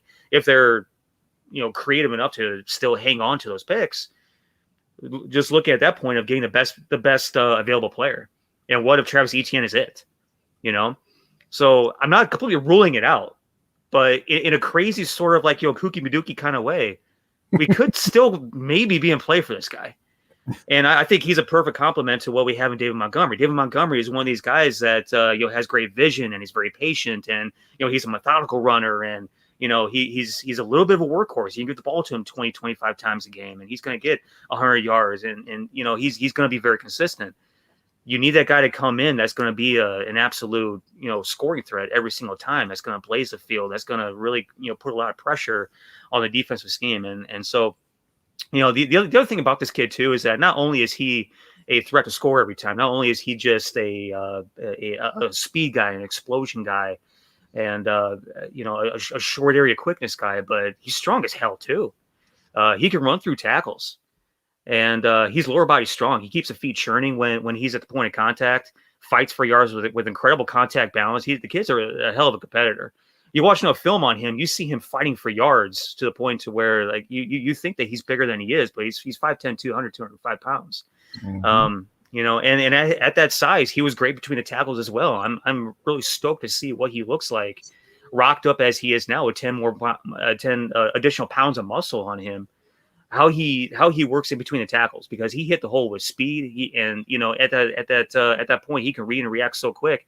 There's plenty of times when, you know, the line didn't pick up blitzes, or they let somebody through, and as soon as he gets the ball, he's able to see what's going on, dial up a reaction, and make a guy miss. And that whole make you miss in a phone booth thing, he has that, and that's where you see his jump cut ability as well to avoid traffic, which is a big time. I know, you know some things that you see during practices, you don't understand quite how they translate to the field. If you're around for a live practice, there's one specific jump cut drill which absolutely translates to the field in this kid's case, because he saw several times when in the backfield he's having to make a very quick read and a jump cutting, and you know, makes a guy, you know, in his dust. It's really, really impressive. I think he's had to develop as a receiver out of the backfield. I don't think that's a very natural thing. I think he needs to be more consistent with his hands. He's got a ton of work to do in pass pro, and really all these guys do. Every single guy we talk about is absolutely atrocious in pass pro and blitz pickup. And I don't know what the hell is going on at the college level as far as running backs coaching is concerned, but nobody coaches how to block, you know, linebackers or defensive linemen. Everybody gets blown up. Nobody, you know, has any sort of technique or you know, fundamentals or mechanics. This is something that has to be taught at the pro level now. I don't know. Yeah, honestly, the only thing I saw the entire time I was watching film of these running backs, the University of Oklahoma actually teaches their kids how to pass block, because Trey Sermon, when he was at Oklahoma, pass blocked his ass off, and you know, the other kid we're going to talk about, you know, later on, Ramondre Stevenson, pass block his ass off as well. Those are the only two guys that were anything worth a damn as far as pass blocking of this entire list. But a couple of things with Etienne, and this might be moot point now with the added muscle, is a couple of times I saw him being stuffed on short, 3rd and 1 and goal line situations. So I just want to see him be able to power through some of those as well. Now the guy had 70 rushing touchdowns throughout his career, so I'm not saying these guys been stopped every single time, but those are some situations if I'm being nitpicky here. The other thing was he's got 8 fumbles in his career, 7 lost fumbles. So ball security is not a huge issue for me, but it's something that I'm a little bit concerned about as well. So, again, being nitpicky, but yeah, the kid is a playmaker. And if for me, he'd be a perfect compliment to David Montgomery. 100%. All right, let us move on now. And Niel, why don't you start us off with the guy who has to be number 1 on your list, given that you got Travis at number 2, Najee Harris from Alabama. I have Travis at number 1. Najee Harris is my number 2. Oh, I'm sorry. I got it flipped up. So right, I got Najee at number 1. Which that's exactly what I expected, 100%. But Najee, I mean, if it wasn't for Travis, obviously Najee would be my number 1. I'm extremely impressed by this kid too. He was at Mobile at just under 6'2", 230 pounds. Big length measurables, 10-inch hands, 33.5 arm length, 81 wingspan. He was a Doak winner last year, the Alabama leader for career touchdowns at 57, 46 rushing, 11 receiving. Alabama career leader for rushing touchdowns and also rushing yards at 3,843. Second all-time in all-purpose yards at 4,624. Third career yards per carry at 6 flat, and 4th all-time in career points, 342. I mean, you think about the kind of dudes that has come through Alabama's football program, and he has these kind of accolades, massive accomplishments. In terms of his size and athletic ability and speed and everything else, he's really impressive. I mean, he's just an all-around big dude from a body type to measurables. He's literally like a tailback in a linebacker's body, like an old-school fullback in ways with better athletic ability. He has size that's hard to bring down. He's very nimble and good with his feet. Has a lot of similar attributes as Travis in the sense of patience and vision, balance, strength, anticipation. I think he's better in the passing game than Travis. I think he's got natural hands, the ability to transition without looking out the side of his helmet, which I think Travis did a lot. I think he was very conscious of what was going on around him, almost to the point of being a detriment, to where he's taken his concentration off the ball, and which can come back to what Jay was talking about with his hands and his ball security. He could show finishing speed. Talking about Najee, he can show finishing speed with an open field, but he can't. To me, he can't run around clutter. I think he needs an open lane to really hit the jets. He can make that first guy miss. He actually does a better job in a phone booth than you'd expect. From pass pro standpoint, there's positive and negatives. I think from pass pro standpoint, he's better than Travis, but I think he's good to recognize his responsibility. He'll throw his body in there. He'll get in the way. He was better in 2020 than he was in 2019 to me. So there's improvement there, which you always want to see with these guys. You always want to see a continued, upward, trend. Again, with all these guys, they all can be better. To me, Najee is a polished tailback. It doesn't really have elite explosivity, speed, acceleration, home run ability of Travis. But he's a guy that's extremely dangerous. I think that has an incredible career profile. And I didn't get to touch on this with Travis. Najee has the same attribute as well. Great character profiles, which is always something that you want in a guy that's going to be carrying the rock. Yeah, for me, I mean, obviously, Niel covered a lot of the positives. I mean, the big difference for me between the two, between Travis Etienne and Najee Harris is like we touched upon here. To me, Najee is an all-around back, right? He's a 3-down back for me. Travis could be a 3-down back for me. Right now, I think Najee's a better pass blocker. I think Najee's better in short, in goal line situations because of the size and the power and just the boot strength. He's not as fast. He doesn't have that big play speed that Travis Etienne has. Doesn't have the 4.4 speed. He's probably going to be in a 4.5 range, 4.57 if I had to guess. So that's the difference there. But for me, right now, Najee Harris is a 3-down back in the NFL starting next year as a rookie. Travis Etienne could potentially be that. So that's why that was a difference, slight difference, but that's why Najee was number 1 for me and Etienne was number 2. Let's move on then to Javonte Williams from North Carolina. Do you want me to go or? Yes, Danny, we're snaking way through. Oh, okay. So Javonte is a guy that I was going back and forth because to be honest with you, I really like his teammate a little bit better, Michael Carter. But when I went ahead and tried to project him at the next level, I think Javonte at 5'10", 220 pounds. By the way, his nickname is Pookie, so that's a great nickname. This guy back in high school was a football and track athlete. He won the state title in the 4x100 relay. So he's got some wiggle to him as well, some speed there as well. An AP All-American, second team last year. He only had 2 starts at North Carolina, so that kind of also had me, because we talk about this kid as probably being the lead running back, but then really Michael Carter was a starter. So anyway, I put him third right now, but he's a good sized back with a powerful lower body. Good leg drive after contact. This guy also has solid feet along with that contact power and balance to be able to plow 2 defenders and maintain his feet through contact. And I think that's the main difference between him and his teammate Michael Carter is he's more of a run through a defender type of running back as opposed to Carter, who can run around you and a little bit run through you as well. And he's bigger, obviously, in size as well. So vision for me is a one-cut runner. He can plant and change directions and will allow his blocking to set up or develop in front of him. He finds the creases, hits it with urgency, gets into that second level. He could bounce it to the outside when necessary. So he's not just a guy that's going to be relegated to in between the tackles type of running. Again, when he finishes, he plays behind his pads in traffic. He will lower his pad level and he'll absorb contact and also dish it out as well. You see him bouncing off of tacklers, spinning off of contact. And another one we saw earlier clip with Najee Harris hurling. This is another running back that's going to be able to hurl guys in the open field. You see it on this film. Passing game, he offers you a nice passing option out of the backfield, has soft hands and can adjust to poorly thrown balls. He can catch it in stride downfield. In terms of running routes, I saw him running option routes, wheel routes, and circle routes out of the backfield as well. So this is a guy that has been able to run some routes as well. So he's a guy that's going to give you something in the passing game as well as the running game as well. So I think that's why I kind of put him up there in terms of third overall. Blocking, he's solid. He's got awareness and pass pro. He recognizes his assignment. He'll pick up his guy, but he's more of a get in the way type of blocker, not a guy that's going to be able, be a dominant, inline pass blocker. So that's why I got him at 3 right now. Some of the things with him, again, he's more of a straight line downhill guy. And you touched earlier on, you don't like these guys and make, shifty guys. See, I like those guys. I like guys. I think those type of guys complement Montgomery, who's more of a one cut downhill guy. I think those kind of guys, do a nice compliment to Montgomery. So that's why I was looking for those guys that can make you miss in the open field. We talked about it over and over again.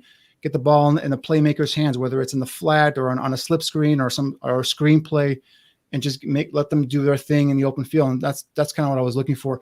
He doesn't give you that much Javonte Williams here and that aspect of it, but he does give you more of the, power, pass catching ability out of the backfield. A guy that can carry the load, can be eventually a full-time, carry the load type of back for you.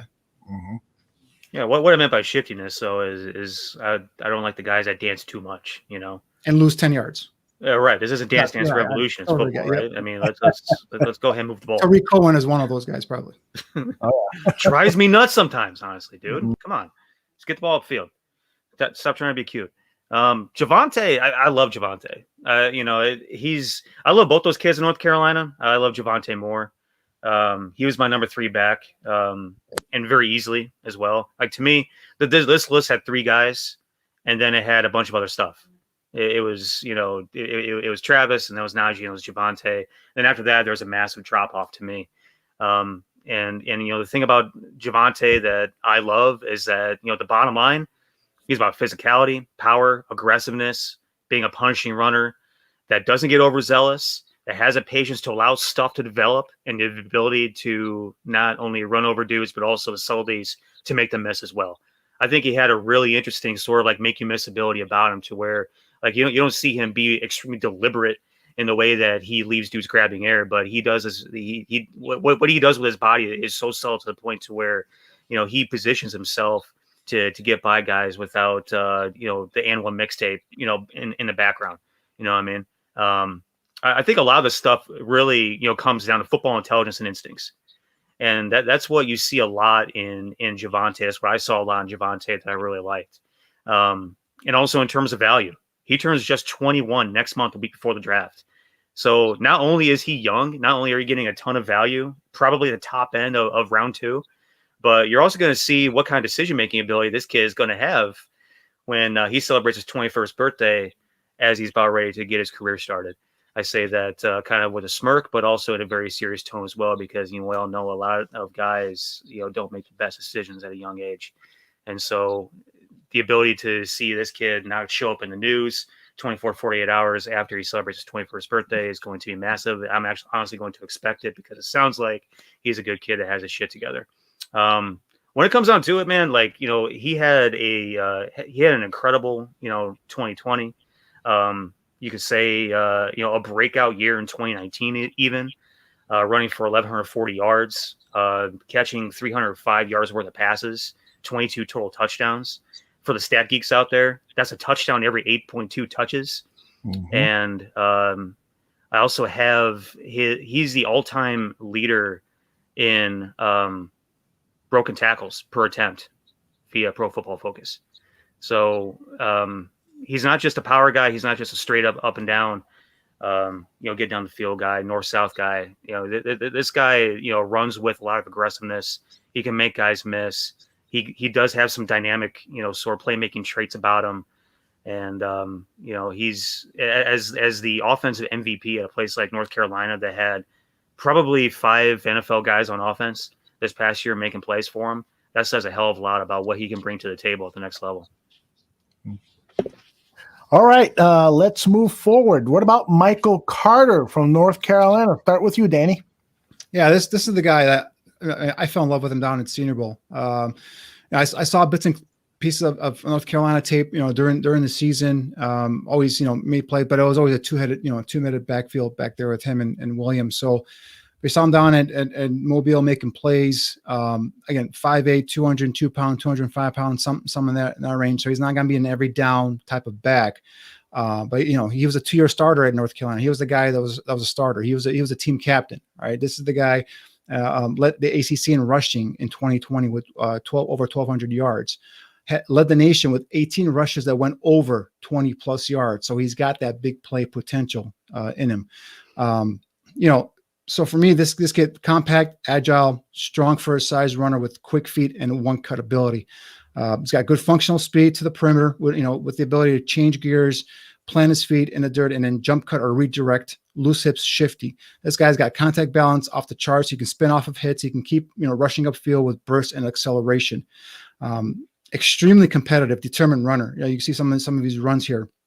And this is a guy who will take hits, but he'll pop right back up off the ground and is unafraid to lower his shoulder and deliver some hits as well. So I love his vision, good vision, anticipation. He can see the cutback lanes developing. He does a nice job of setting up his blocks, and he can also create in the open field. He knows when to cut against the grain. Gets small behind his blockers, which is not too hard if you're 5'8", but it does a nice job of getting small, finding a crease, squirting through it, and into those cracks and getting into that second level. And the way that he uses his vision, some of his creativity to be able to get by those second level defenders as well. So good short area burst and acceleration. He explodes to the line of scrimmage. Possesses that instant acceleration and suddenness at the mesh point. When he gets the ball, he's quickly upfield. You see his feet just churning.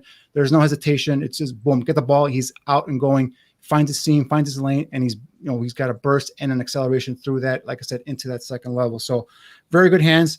This is a guy that shows the ability to catch away from his body. So it's a guy that can extend outside his frame and reel in the catch. You can see him producing catches producing yards after the catch. So he's definitely a guy that can be utilized in both the run game and the passing game as well. So again, another kid that offers you some of that special teams value with return ability. So definitely a guy that I'm very high on. I thought very, very hard about putting him a number 3 overall. But I'm going with a bigger back in Williams, his teammate. So, but I'm very high on this kid. What a combo, huh? Those Michael Carter and Javonte. So Niel, give us your thoughts on Michael Carter. Big on Michael Carter too. I think we talked about during our Senior Bowl show how much I love Michael Carter. How really he had such a good Senior Bowl week. It's almost like he even elevated himself even further above, his career at North Carolina, the 2020 film that he had at North Carolina, all of his production at North Carolina, he was really impressive. And, the thing about it too is that, he's got a school record. He's got all the accolades, just like all these other guys do. 6.62 yards per carry school record. And he's fourth in school history in yards as well. He's a team captain. So all the leadership stuff that I always talk about, I always love team captains. He has that. I think he has, the burst, the explosiveness. He's shifty and elusive. The really good complement piece to our guy David Montgomery that we've been talking about for the past hour or so. I've been all over this kid from where he goes to where he is on my list, just because he's got this really interesting dichotomy of size to speed to running style to just a bunch of different attributes and things that there is to evaluate about him. I think ultimately I settled on the fact that he's very comparable to our boy Tariq in a lot of ways. And, he's not going to be a feature back. He's not a high volume carries type of dude. He's a fit for a wide open scheme. He's to be used in the passing game out of the backfield. I like how he runs the ball. I don't think he's necessarily a dynamic make you miss guy with elite speed, but and he's limited in the way you use him based off of his build and his skill set. But he's one of those guys that's going to come in and take he's going to take a lot of balls to the house potentially, put a lot of pressure on the defense, cause some mismatches.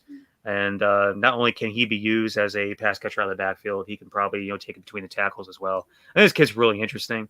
Again, I've been all over the place on where to slot him, and I think a lot of other teams are too. I have him going anywhere from day 2 to late day 3. He's going to have a lot of different types of interests and a lot of different ways to be used. Whether it depends on what franchise you're in and where you're picking.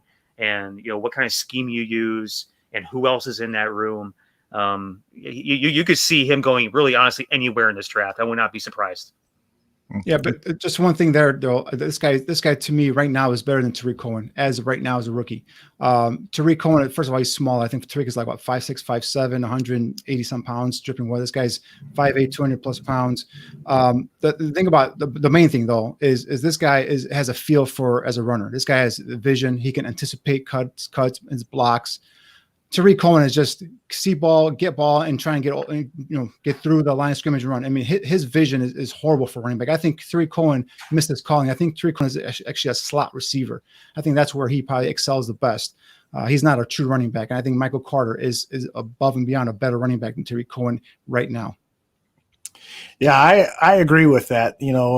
Frankly, I was shocked when Ryan Pace extended Tariq Cohen's contract because I just I feel like he doesn't have the what's the right way of saying it, the muscle capacity to have a long sustained career. And then what happens a few weeks after his contract is extended, he suffers an injury. So it was baffling to me, particularly with so many other players that needed contract extensions. But I think Matt Nagy really loves what Tariq Cohen can offer. He loves that gadget type player. He allows Matt Nagy to spread his creative wings. And we want creativity, but right now we need it from Ryan Pace in terms of getting a quarterback and then not signing a little guys like Tariq Cohen for long extensions. All right, Niel, tell us who you have next on your list. I'm going to go with Kenneth Gainwell from Memphis. Kenneth Gainwell, I don't believe he's done his pro day yet. He's listed at 5'11", 191, redshirt sophomore. He's another one of these wonder guys, 1 year wonder guys, 14 starts, 18 games played. In 2019 though, he had an incredible year in terms of production. 2,069 all-purpose yards in terms of carries, 231 for 1459 and 13 touchdowns, 51 catches for 610 yards and 3 touchdowns. He's a dual threat guy. He's another one of these guys we talk about being a really good complement to what we currently have. He sat out 2020 after losing, I think he lost 4 family members to COVID. And so he didn't want to go ahead and take any certain risks, I don't think, with what happened earlier on in 2020. But you look at what he did the year before, put up just some gaudy numbers against, albeit very poor competition. But at the same point, I mean, he's out there producing against who he has to produce against. The thing I thought was interesting about him was that, the last 3 games of the year were against 3 ranked opponents, 2 of which were Cincinnati, back to back, where he only amassed 303 yards and a touchdown. 45% of those yards were on 6 plays. And so, I had to kind of take that with a grain of salt a little bit and, just sort of consider the type of player that he is versus, who he's playing against. But ultimately, I think what you're going to hear from this kid, or I should say about this kid, he's going to get a lot of publicity in terms of being that dual threat, electric, productive kid that I had talked about as far as numbers is concerned. And also the fact that he was a high school quarterback, I think plays a lot of it plays a lot into it. And not that he was a type that's going to be spraying the ball over the yard, but at the same time, he did, complete, passes. He wasn't just a wildcat quarterback. He did actually play the position. But at the same time of being productive in the passing game, he was extremely productive in the running game as well in high school. He comes from a place in the middle of nowhere in Mississippi called Yazoo City. Right. And if you guys pay attention, anybody else that comes out of Yazoo City, there's a very highly paid defensive lineman in the league right now called Fletcher Cox. That was from Yazoo City. And so, the town's about the size of my rocks class that's sitting next to me. But it puts out some really intriguing, interesting athletes and people that are very humble and blue collar and hardworking. It's not necessarily a very put together area in the sense that there's a lot of economic progress, if that makes any sense whatsoever. Sure. You basically have to work with what you have to work for what you get coming out of Yazoo City. And so I have a feeling that this kid is just the hardest of workers. He's extremely humble. He's extremely blue collar, which is what you want, really, honestly, bringing into your locker room. You want a guy that's going to be humble, that's going to be hardworking, that's going to have his shit together. In terms of his body type, I think is really kind of average.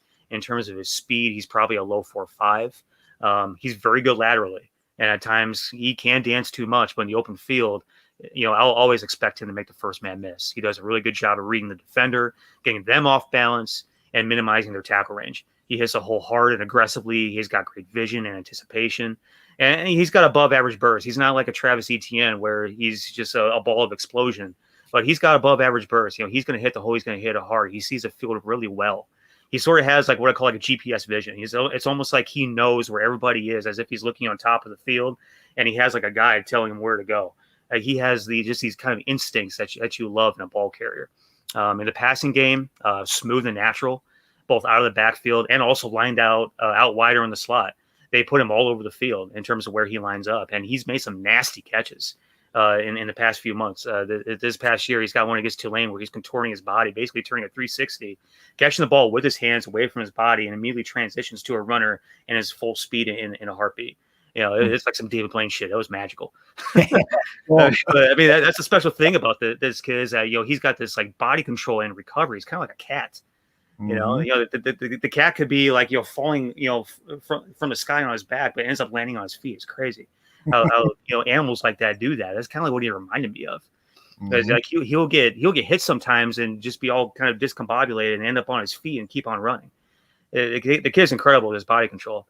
So I mean, he's got the versatility both as a runner and a receiver in multiple ways he could be used, and how dangerous he is in space. I think is what makes him valuable. Again, blocking ability virtually non-existent, but he's got a lot of versatility in the ways that he can be used. And he's a guy that could see being taken around 3, but he's definitely going to be gone by early third day. There's no question.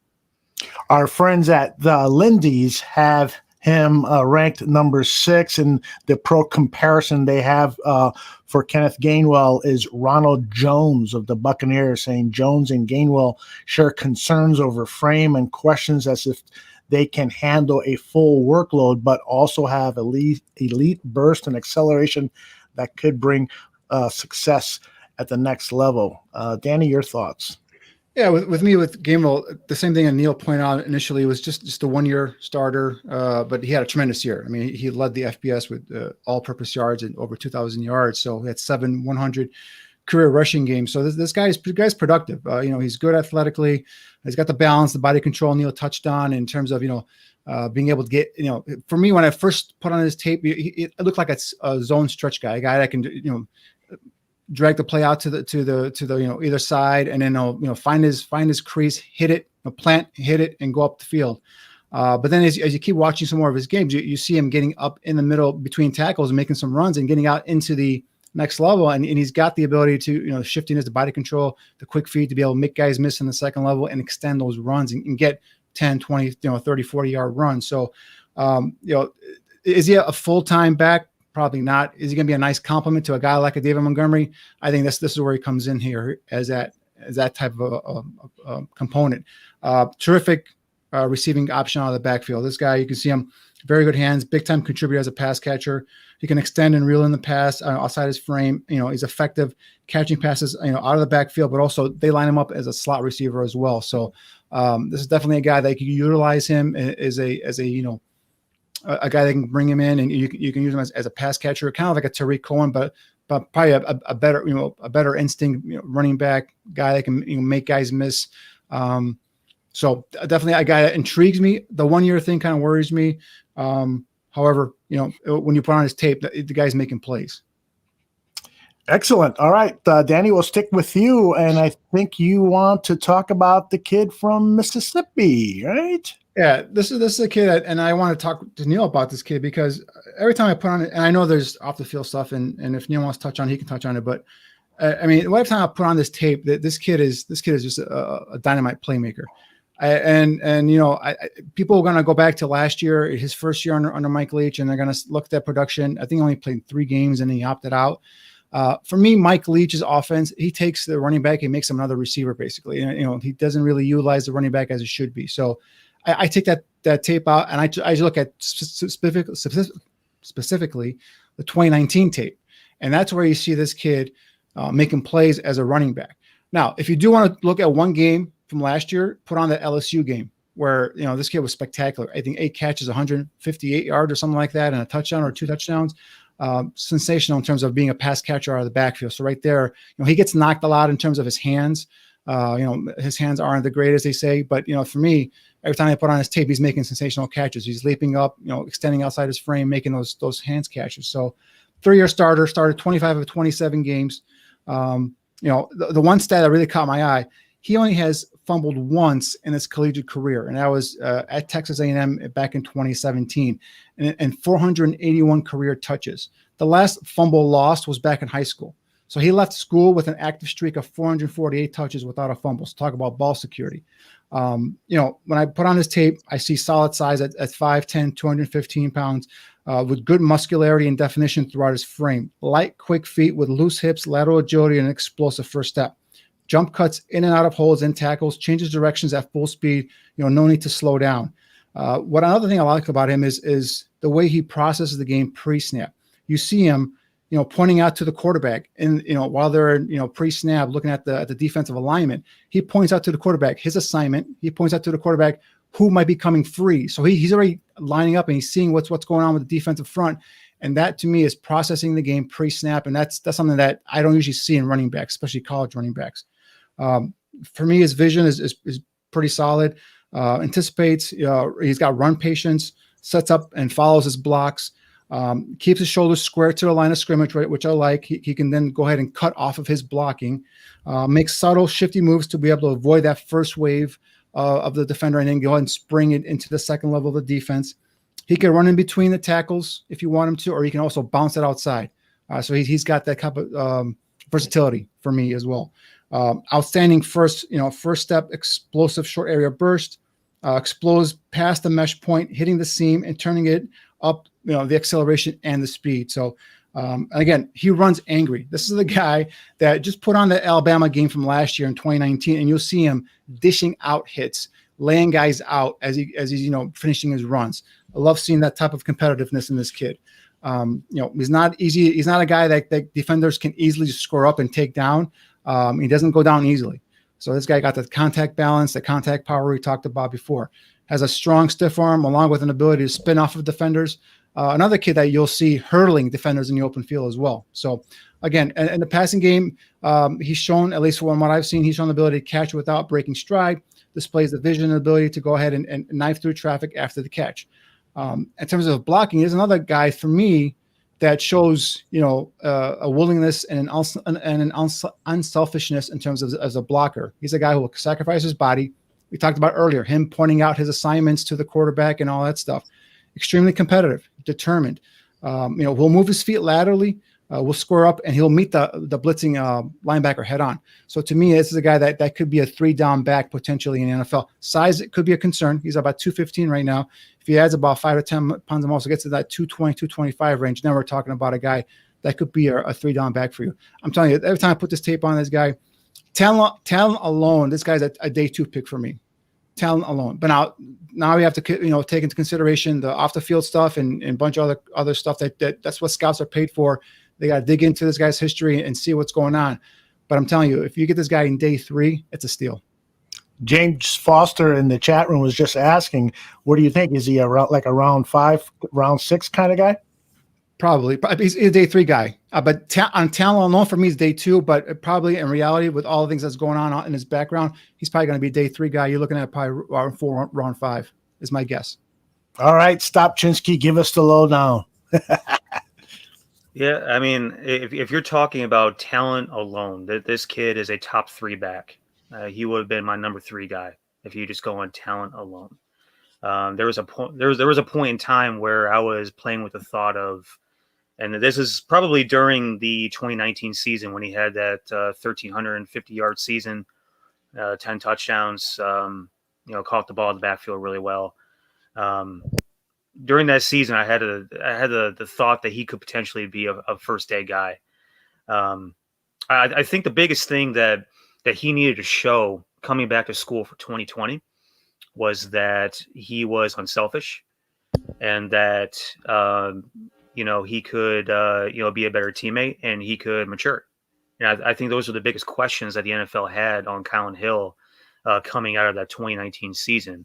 And I think he made a very mature decision to go back to school. He did put it on social media that he was going to make the jump to the NFL very shortly thereafter. And I think it was because his mom called him up and ripped his ass for not talking to her first about it or something like that. But he took it off and, he sort of reeled back the emotional horses a little bit, which is something that he's not known for doing.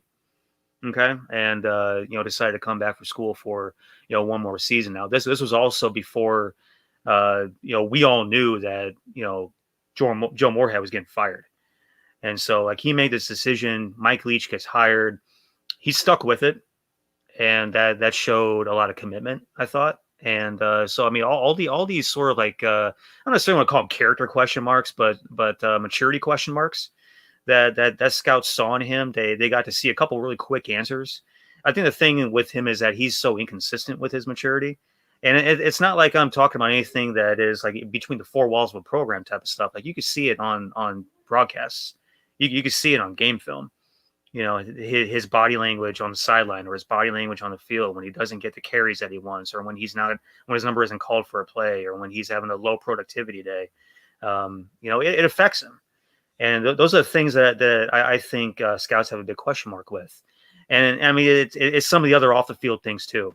I think he's an ultimate question of, and there's a lot of times you get guys in the NFL where the ultimate balance, the ultimate scale is, does your talent outweigh your bullshit? Right? That's what it comes down to a lot of times with some of these guys. Does your talent outweigh your bullshit? And I think that's what scouts are having a hard time right now trying to determine. And I think some of the things that scouts are finding out about him are making it really hard for them to stand on the table for the kid. But if you look at just talent alone, work ethic alone, you're talking about a dude that he came into the program and he was behind Terrace Williams, who was a 1,000-yard rusher in the SEC, beat him out in 2018, right? So he was a starter in 2018, rushed for 734 yards on 117 carries, only 4 touchdowns. But he became the starter that year in what ended up being a 2 back system, and what I think was Joe Moorhead's first year. The other thing that I think Danny brought up was that there was question marks about his hands, about his receiving ability, which really kind of dumbfounded me a little bit because I don't think that should ever have been a question. You're talking about a kid that also had some receiving experience in high school that showed the ability to catch the ball out of the backfield earlier in his career. And so those kind of questions coming up sort of confused me a little bit, but at the same time, me too. Because whenever I put his tape on Niel, he's always catching the ball, and like I said, he's standing outside his frame. He's doing all the. I mean, I don't know what the questions are about, but right. So I mean, his receiving in 2020, and more specifically, the first game against LSU, pretty much beat his production both 18 and 19 in just 3 games. Right. You know, he's like I said, he's a kid that tests the NFL waters. He has some things to prove, so he returned to school. Top 3 round talent. Just speaking from talent alone. I love the way he runs the ball. Like you touched on it, Dan, he runs angry with a type of aggressiveness that is so unique. He loves contact. There's no problem running over people. Can also make you miss open space as well. He kind of has a sneaky sort of speed and athletic ability. I bet you guys will be surprised when he runs a high 4.4. That's what he's going to run. He's going to be like a 4.45 to 4.50 kid. If you guys want to put on last year's Alabama tape versus Mississippi State, you can just see that this kid's running hard and he's not backing down from Alabama defenders. He's meeting them, you know, on contact, finishing off his runs, and he's like literally lunging into these guys with his shoulder, you know, trying to knock them out. So that shows the toughness and everything that I need to see. Now, this kid, the maturity questions aside, there's nothing as far as what I could find anything in terms of the police blotter, right? This guy hasn't been arrested for anything in terms of drugs, you know, abuse of women, all that stuff. So, you know, if it's just strictly a maturity thing, I think this is where, you know, a coaching staff will say, all right, you know, is it, like you said, Neil, does the talent outweigh the bullshit? And I think if it's just a maturity thing, right? You know, I've seen really immature college guys come out and all of a sudden mature in the NFL and become great players. So that's the thing, is like his talent is so good. Like I said, day 2 talent for me. If you get him in day 3, I don't care which round you get him in. You bring this kid in, and you have a running back coach or a program around him that can kind of harness some of those immaturity things. And I'm telling you, you guys are gonna have one hell of a talented running back there. Yeah, 100%. And you know, you got to have a very talented, I think, player developmental guy, because you know the thing with him is that you know he's not a very trusting kid. And I think that what you get from the state of Mississippi a lot of times is a lot of kids that are in that same frame of mind. They're not very trusting kids, and it's just the culture down there. And so, and you know, he kind of falls in that line of kids in the sense that you have to really connect with him on a mental and emotional level. And that'll be the trick for the running backs coach and also the player developmental guy to really you have to establish this level of trust with the kid to where when you say something, he takes it as gospel. If he doesn't trust you, it's not going to work out. Right. It's just not going to work out. But I think from a cultural standpoint and from the standpoint of emotional mental connection, if that is there and the kid proves to be, you know, a grown up, an adult, and he handles himself professionally and he works his ass off, which I know he will. I know he's going to like have the best work ethic because that's what he did when he came into Mississippi State. He beat out, like I said, 1,000-yard SEC rusher. Not that kid went on to go play in the NFL. But I mean, production is production, and importance is importance to an offense. He beat the kid out because he just worked his ass off to do it. And behind him, he didn't necessarily have anybody pushing him, which may have contributed to the immaturity thing. I don't know that for certain, but you know, the point of the conversation is that when he comes into an NFL locker room, he's going to have to prove himself, and that's really where the kid shines. Is when he doesn't think that. When he feels like he's behind the 8 ball and he has shit to prove, he's going to show up. Right. Very good. Neil, why don't you take us to the next player, who I believe is the kid from Ohio State, Trey Sermon. Yeah, Trey Sermon. He's a guy that I think I had 7th on my list. Another one of these big body dudes at just over 6 foot, 213 pounds. Another one of these guys I was down there in Mobile, measured in with 9.5 hands, 32 arms, 79 wingspan. The really bizarre thing about Trey Sermon to me was this past year at Ohio State, put up 870 yards and 4 touchdowns, but didn't score until the final game of the season. Vegas Elvis had him as his number 3 running back in the class. I definitely don't see that. I think that's being very ambitious in terms of his evaluation. But he did have an incredible last couple of games against Northwestern and Clemson, and then he went down in the national title game with that collarbone, which you know that's now his second significant injury that he's had over the course of his career. He had the left ACL, and now he's got the collarbone. And so that's something from a medical standpoint you have to consider. But I think that when you look at what he did in when the lights were the brightest in the Big Ten championship game and the national semifinal, when he shows up when the lights are the brightest and he completely balls out, like he looks like a day two guy, like a no doubt day two guy. I think what I'm trying to eliminate though is a sort of like, Buddy Hield effect. I know I'm bringing up another like NBA reference, but guys that have like a phenomenal performance in a tournament and all of a sudden he's a top 5 pick. Trying to just put that aside because, if you look at what his other body of work, he definitely didn't, perform the same way that he did in those 2 specific games. Not juiced up about it. However, I think that he has potential to be a guy that can take over a game. If you look at the total body of work, though, I think he's inconsistent with his vision, with his decision making, cutting ability, and aggressiveness. I'm not necessarily scared of him in the passing game, and while I feel he's potentially the best of all these guys in the blocking game, there's other instances of him getting railroaded. He will be an early down back for sure. From an athletic ability to speed to agility to burst to explosiveness to everything in between, including position specific skill set type of attributes. There's nothing that he's particularly great at. I don't think that he excels at. But again, you look at what he did those last 2 games of the year when the lights were the brightest, and it gives him hope for me that he's a guy that you can put in your backfield and center a rushing a portion of your offense around. I think to me right now, looking at what he did this past year at Ohio State, and I didn't really look at a whole lot of stuff from when he was at Oklahoma, but what I did notice that when he was at Oklahoma, like I touched on when I was talking about Travis Etienne, was his ability to block. He does show the ability to be a functional blocker and to be, a 3 down back, to be functional in 3rd and long. And so that's really kind of juiced me up about him because he did show that he does have the toughness. He has a willingness. He has a work ethic to be good at something.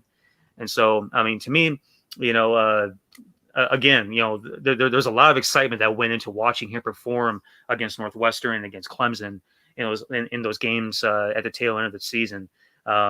But in terms of full body of work, I have him probably going somewhere early day 3.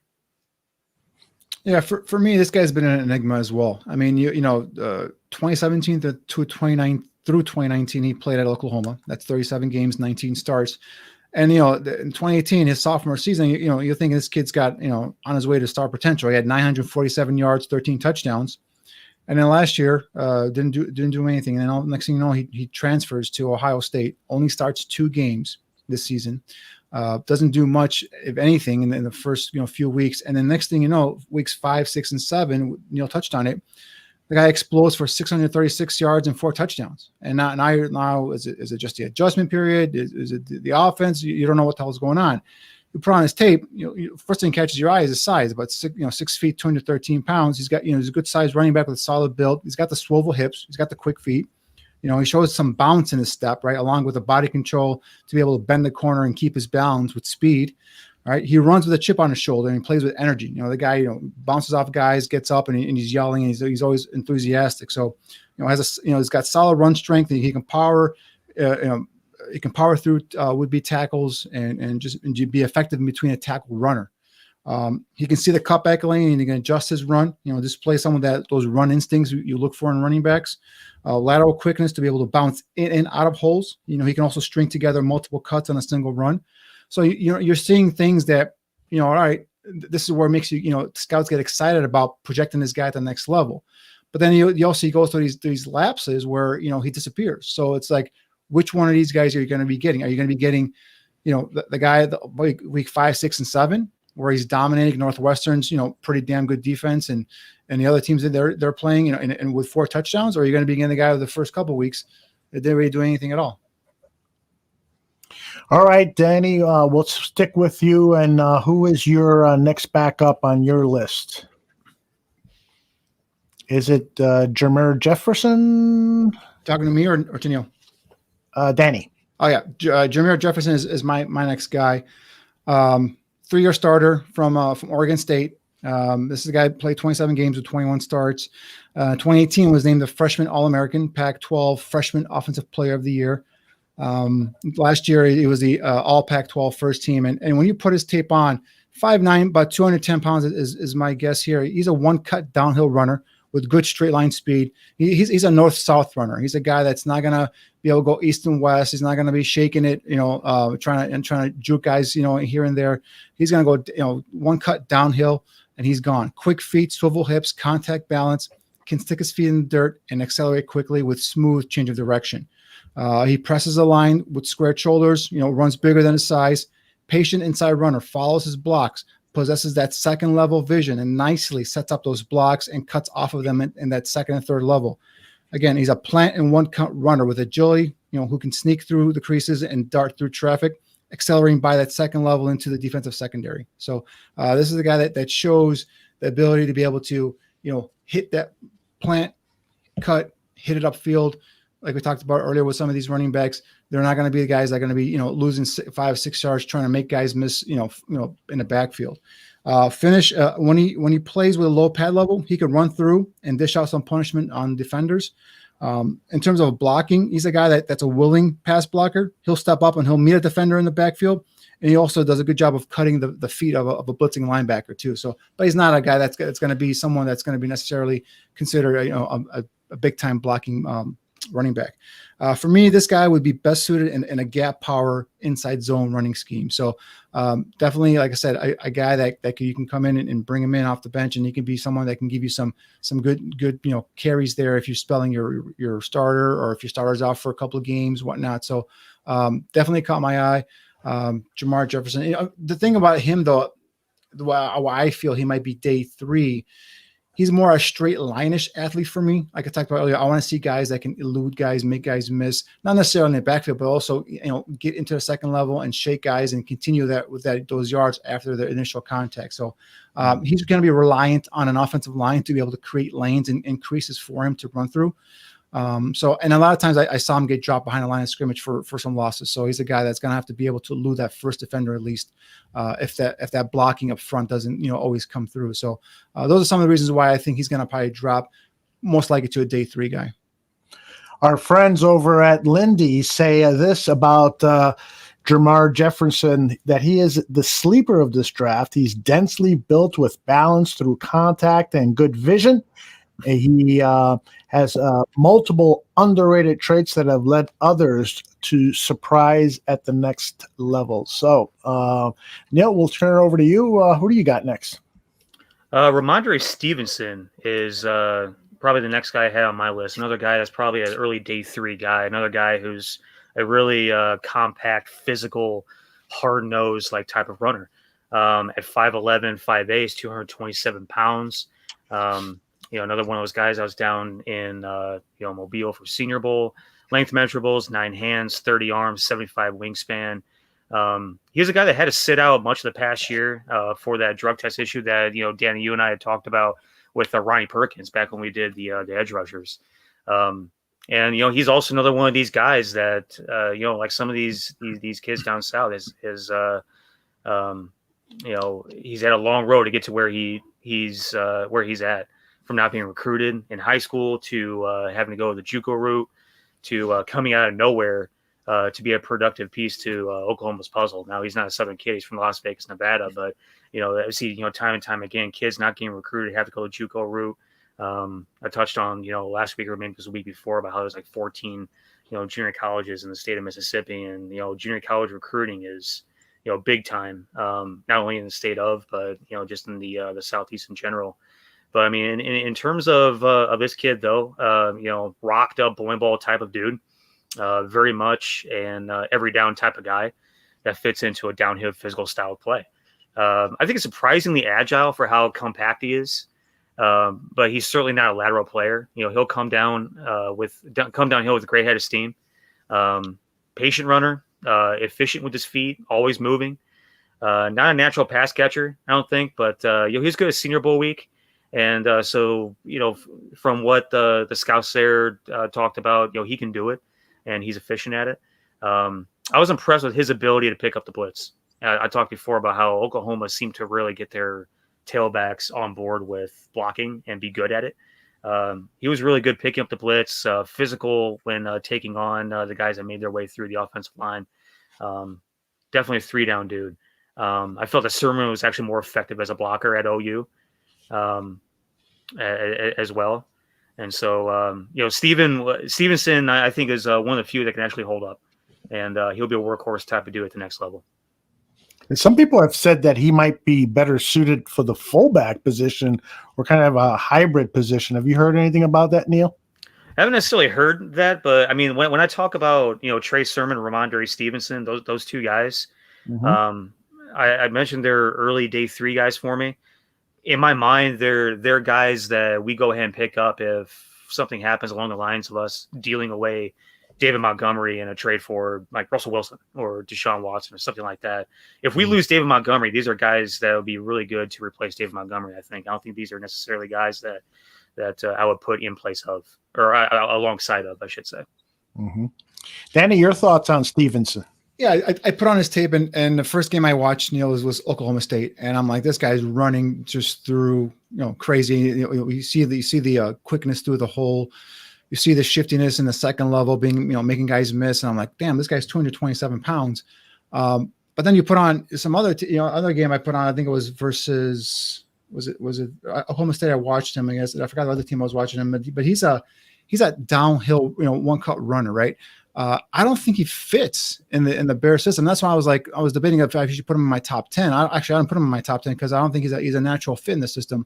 First of all, you mentioned, his hands, even though surprisingly he catches, out of the backfield in terms of like those swing passes and the drop offs, he catches them nicely, clean catch, but I don't think he's going to give him much in terms of the passing game. But he reminds me a lot of Eddie Lacy, guys. And that's the Alabama running back that went to the Packers and then eventually ate himself out of the league. This is honestly, this is going to happen with his kid, but I'm saying it's just that one cut downhill runner is not very elusive, right? He's going to need the blocking up front to be almost, not perfect, but pretty damn good blocking up front to be able to create those lanes and creases for him.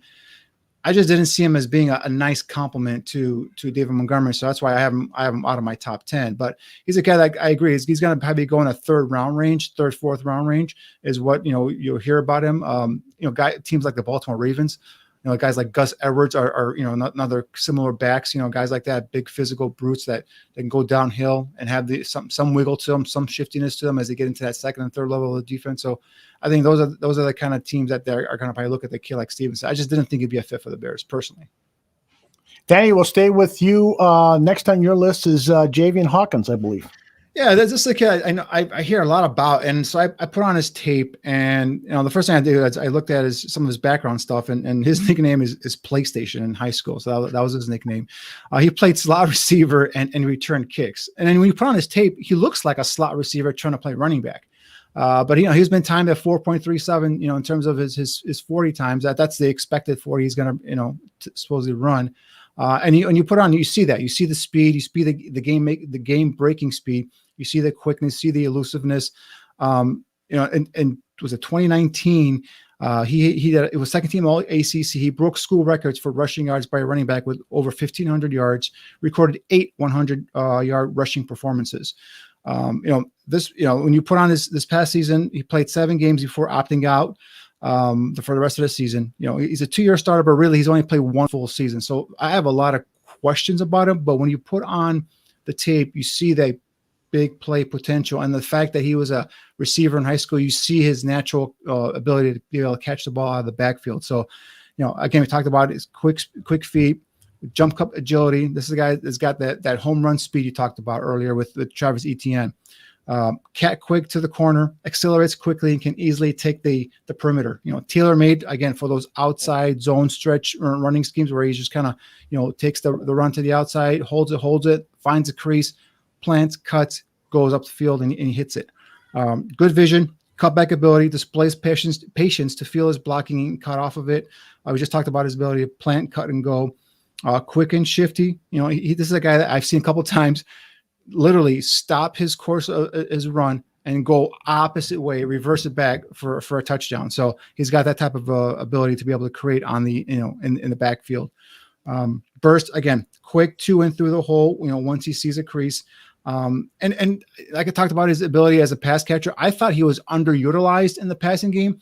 I thought they probably could have used him better at Louisville as a pass catcher. So this is the other thing he's got some possibility, intrigues me, right? We're talking about a guy that can come in and be a nice compliment to David Montgomery. We talk about that big play speed. I've always been craving speed on offense, whether it's the receivers, the running backs, tight end positions. You want more playmakers on offense. And I can just see this kid, Matt Nagy taking this kid and using him in ways on offense where he can utilize that speed and that playmaking ability. So that's why he comes in number 10 on my list. Yeah, I like him. What do you think, Neil? Super intriguing kid. I was, again, all over the place on this kid as well, just because of how tiny he is. He's listed at 5'9", 182. Right. So what is his actual size? And that's what really kind of concerned me. But again, as far as as being a playmaker, he fits that bill. Fast as hell. I think his track times at high school were the high 10s. So not an Olympic sprinter. I try to compare this kid to like Tyreek Hill, somebody like that. Tyreek Hill was a 10.08 in high school. However, this kid's a few steps slower, but fast as hell nonetheless. Explosive, elusive, slippery, a short area burst. He's a gadget guy to me. He's not a guy that I don't think fits a specific position, but he's a guy that you just get the ball in his hands in space and let him go.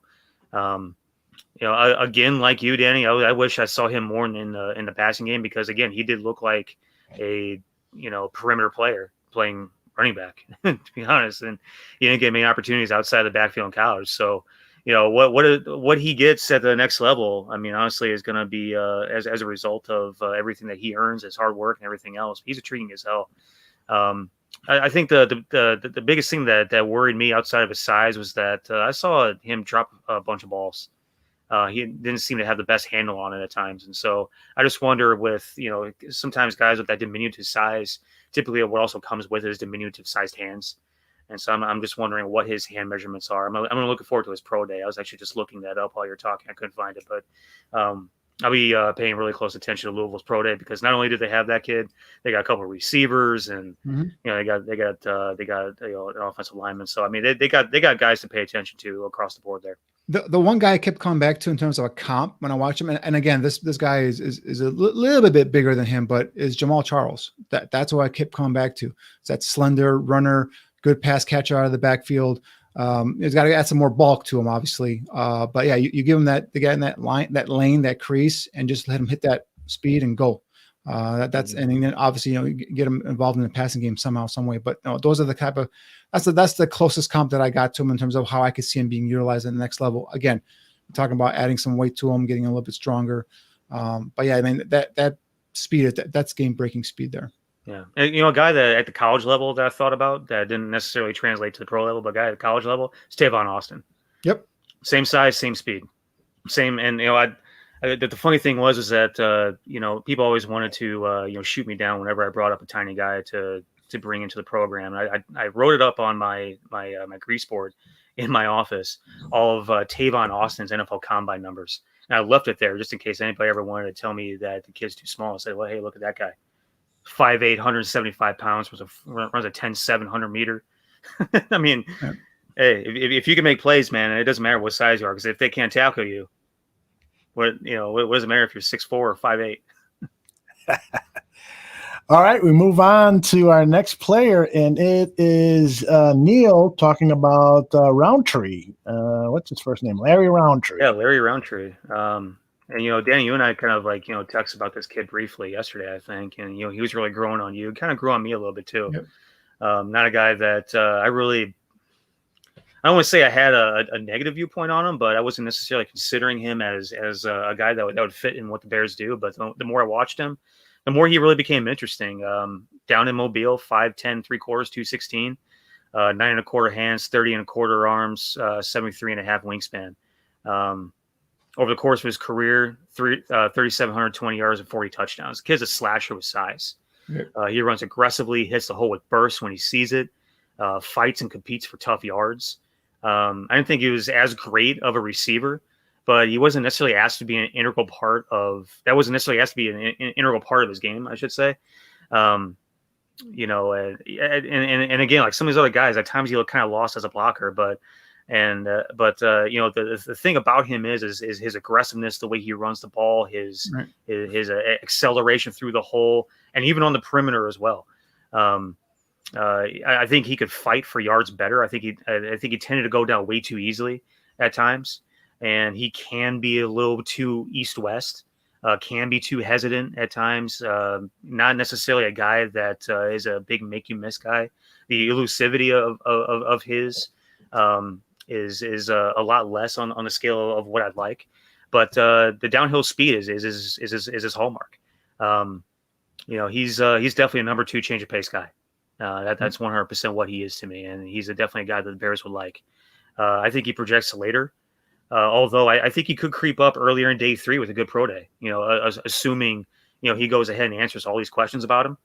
And what it sounds like too is he's a really high character guy as well. So he was a kid that was really interesting. Like I said, as a slasher with size, I think that's really his hallmark.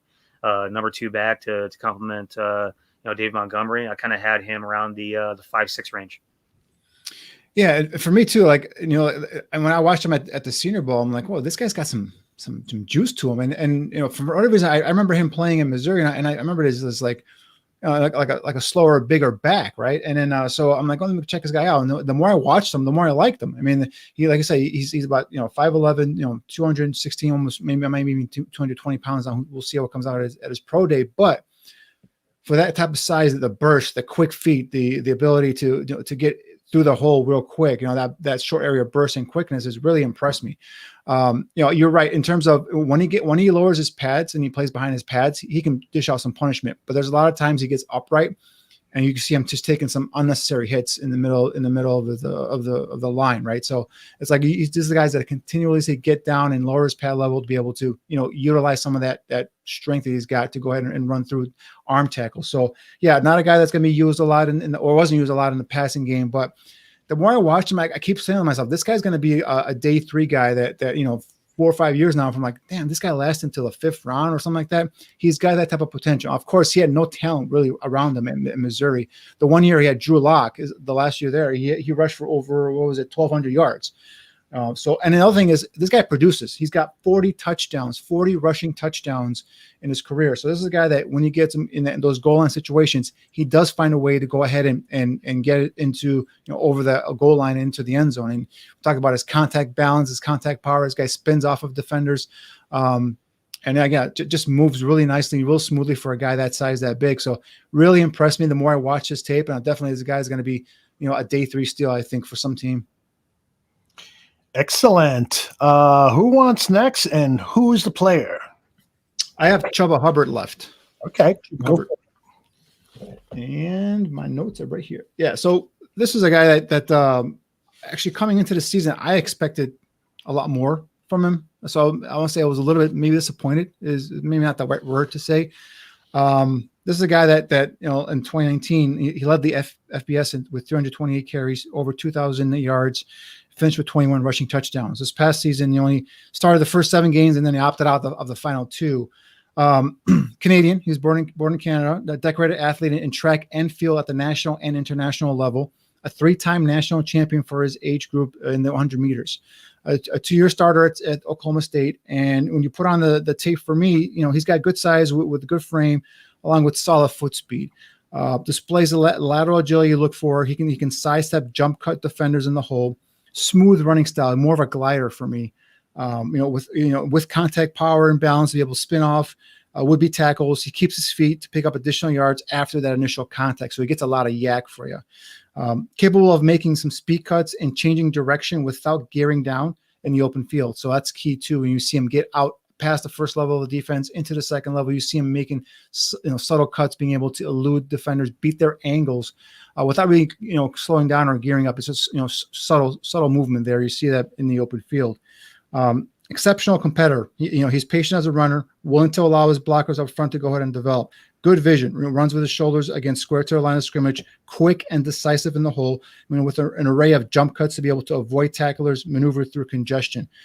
This is a guy that again, another one that just sees that cutback lane, plants it, and goes. Another one that for me, at least, he's tailor-made, again, for those outside zone one cut uphill type of rushing attack. So in terms of burst, solid upfield burst, hits the whole heart, escapes into that second level of defense. And then again, he's creative enough in the open field to be able to spin off of would-be tacklers and get additional yardage after that first contact. Good body lean and competitiveness to finish the run with urgency. So he lowers his pad levels and he goes and he takes on or dishes contact to a defender. So he was adequate in the passing game. He looks to catch with ease, does not fight the ball. He's involved a lot more in the screen game with Oklahoma State. For his career, he had 53 receptions for 479 yards and 3 touchdowns. So one of the things that kind of worry me, a couple of things actually worry me about him when I project him to the next level. Not twitchy or elusive really that much in the open field. I see a lot of times where a defender will reach out and hit him by his ankles and he goes down. So I want to see him kind of clean that up. But I see him bounce off other defenders. So I'm not sure why I saw that on tape. Kind of confusing there. And in ball security, we talked about with some of the other guys, he's had 11 fumbles in his career and he's lost 2 of them. So that's something he's gonna have to clean up. But those are the areas where ball security is going to be, if you're not holding on to the ball, you're not going to be playing. So that's a couple things he's going to have to clean up there in his game as well. But definitely a kid that I expected a lot more this season. Again, this was a really funky year with COVID and all the things that were going on off the field. So who knows if that played a part, but so unfortunately I think he's going to drop because of that. But definitely an intriguing kid. I think he's going to drop significantly because of it. The things that you said that, concerned you were things that I really, I saw way too much of this season. And, he followed up a Heisman caliber 2019 with this kind of 2020. Mm-hmm. That really worries you. 2019 first team All-American, Doak Maxwell guy, Big 12 offensive player of the year. And then 2020 is not to cut you off, Neil, but remember the whole thing. And I was curious. I don't know if you know anything about this, but the whole thing with Gundy and the T-shirt play a role. Could that have kind of muddy the waters for him, if you will, this season?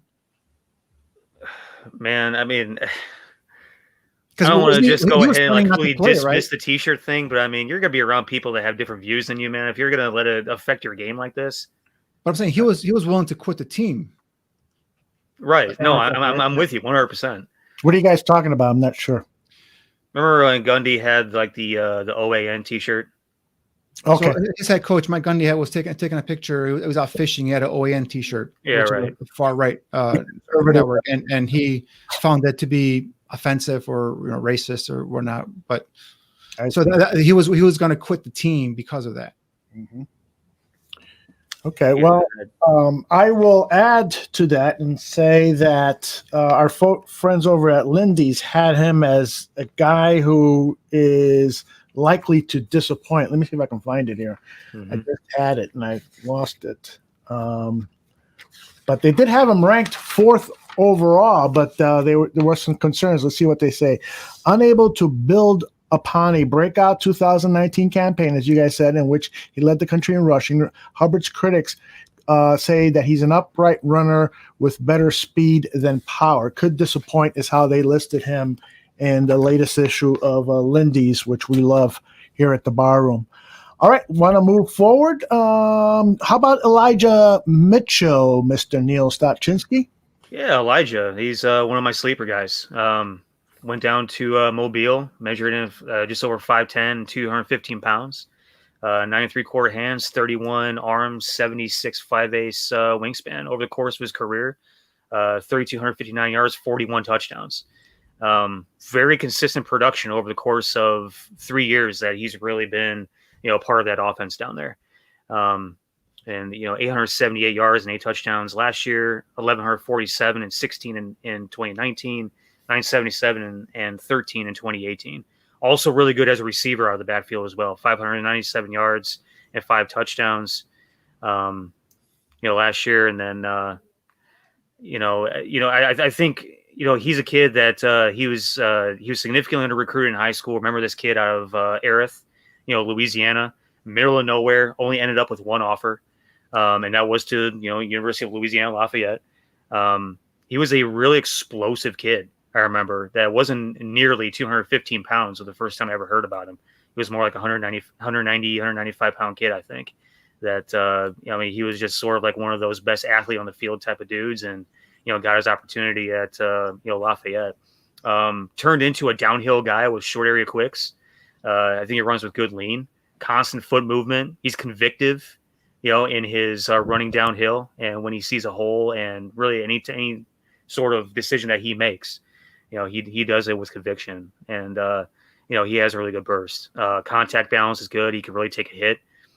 He's another one of these guys, kind of like a couple of these other guys I touched on earlier. He lines up all over the place. You'll see him in the backfield. You'll see him in the slot. He'll be out wide. Mainly a running back, but you'll see him doing some other things in the passing game as well. It shows a lot of good things. He'll have probably 4.5 speed. Good solid back without elite traits, which is why I have him sort of towards the tail end of day 3, probably around 6 guy. Could creep up, I think maybe to around 5. But I think he's like around 6 guy or whatever. The thing that bothered me, coming into this past year was that he tore his Achilles in the offseason, I think 2019.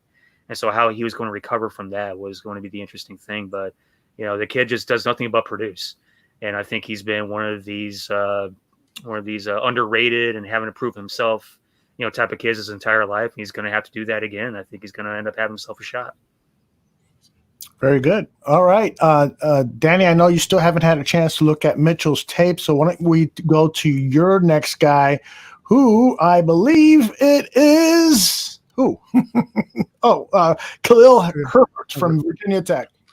Yeah, this is a kid that, again, another guy from the Senior Bowl, and Williams, Mitchell was also a kid from the Senior Bowl as well. That I saw over the week of practices, and I'm like, I went back and I started his tape, and I don't know if I've ever done this before, but when I'm watching a player and I'm pleasantly surprised, I'm like, oh, okay. Wait, rewind it. And every time I watch Khalil Herbert, I'm like, holy cow, this guy's a player. So digging into his background, this guy actually played at Kansas for the first 4 years and ended up transferring as a grad transfer to Virginia Tech. This is his first and only season at Virginia Tech, and ran for 1,183 yards and 8 touchdowns. You put on his tape, compact frame, well proportioned, quick feet, solid play speed. Contact balance and power throughout. You see this guy running through arm tackles like crazy. You put on the game against North Carolina, you put on a game against Boston College. This guy's just running through guys. Can work zigzag through traffic with those quick feet, vision, and balance. Tremendous patience as a running back, guys. This guy will allow his blocking to develop. He'll wait. He'll use that vision to go and identify the seam he wants, and then he has that foot quickness to be able to plant, cut, and accelerate. He's not a speedy guy, but by any stretch, he's not a 4.4 guy, but he's got enough speed to go ahead and string out a run and then turn the corner. He can get small again behind those blockers, and he can go and pick and choose his lane. Sees the cutback develop and takes it. Whether it's a design run to the outside, he can go ahead and bounce it to, it's a design run to the inside. I'm sorry, he can bounce it to the outside. So he's got that type of ability as well. Telling you, short area burst, to be able to get through that line of scrimmage. This is a kid that I can tell you, the more I watch, the more I like them. If a team's going to get this guy in day 3, and I'm telling you, they're going to be ecstatic to have him on the roster. This guy's just going to continue to play. Doesn't talk much, just goes out there and just produces. I'm telling you, this guy runs with a low center of gravity. The more I watch, man, I'm telling you, the more impressed I was. Very good. Did you get a chance to see any of his tape, Niel? And if not, why don't you take us to Puka Williams? Yeah, I watched a little bit of Khalil. The interesting thing about him was that you look at his production at Kansas, 1,735 yards and 14 touchdowns, damn near matched that in 1 year at Virginia Tech. Mm-hmm. And he's I thought again some of the things that you said, Danny, decent vision, really solid and smooth as a runner. I didn't necessarily think that he was going to really improve the room to the point to where we have a dual-headed thing back there going on in the backfield. But he was a really interesting guy that. Is going to be a steal for somebody in day 3 because he's going to fit somebody's offense. I'm just not sure he fits us. Very good. Why don't you take us to Puka? With Puka, so I had 3 asterisk guys in this class. The first one was Kylan. Puka was another one, and Chris Evans was a third. Chris Evans has way too little film, and all of his production was from 2017. So He's hard to talk about, but Puka was really interesting to me in the sense that, you're talking about a guy that had 2,000-yard rushing years, only 10 touchdowns. Granted, it's Kansas. It's not exactly a bunch of high quality football being played at the University of Kansas, but the kid himself has a lot of Tyreek qualities. Elite speed and acceleration, shiftiness in the open field, very creative. He's got some David Blaine shit going on about him where, he just makes something out of nothing. His explosion numbers, for the expectation, I expected more out of his explosion numbers. His pro day was the other day, measured in at 5'8.5", 175, ran a 4.3, 840. But as far as explosion numbers go, only a 31.5 vertical, only a 118-inch broad jump, which translates to about 9 and 7/8. And then his 3 cone was just over 7 seconds, 4 reps on the bench. He has some peculiar numbers for the way that he shows up on tape. But the agility and explosion numbers, average for what they are, but his speed is nothing but average, or is well beyond average, I should say. Elite in every sense. I think the thing that's really going to hurt him is he has a swirling domestic violence issue that came up while he was, I think it was while he was at Kansas. I can't remember, maybe before Kansas, but pretty sure it was while he was at Kansas. Something about him and a girlfriend and, the physicality of which. So I could easily see that being something kind of like Tyreek, who had a very similar deal. Dropped Tyreek to, I think, around 5 pick. Puka isn't nearly as explosive as Tyreek. Tyreek is literally a ball of explosion, but Puka has this ability to be like a magician out there on the field at times, making something out of nothing. And again, with that elite speed, somebody's going to go ahead and take a flyer on him really late and see if it works out.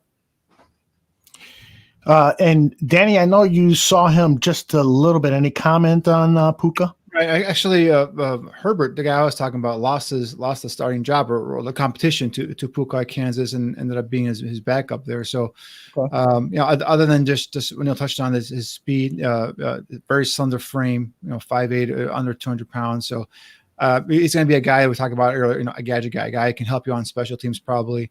Again, depending on what happens with that off the field stuff, this guy, I could see a guy going late day 3, possibly even going on undrafted. We'll see how it goes, but definitely a guy you can bring in and you can utilize his skill set. That 4.3, you don't teach 4.38 speed. You can't coach that up. So definitely find a way to get that, the ball in his hands and make him, make some plays though.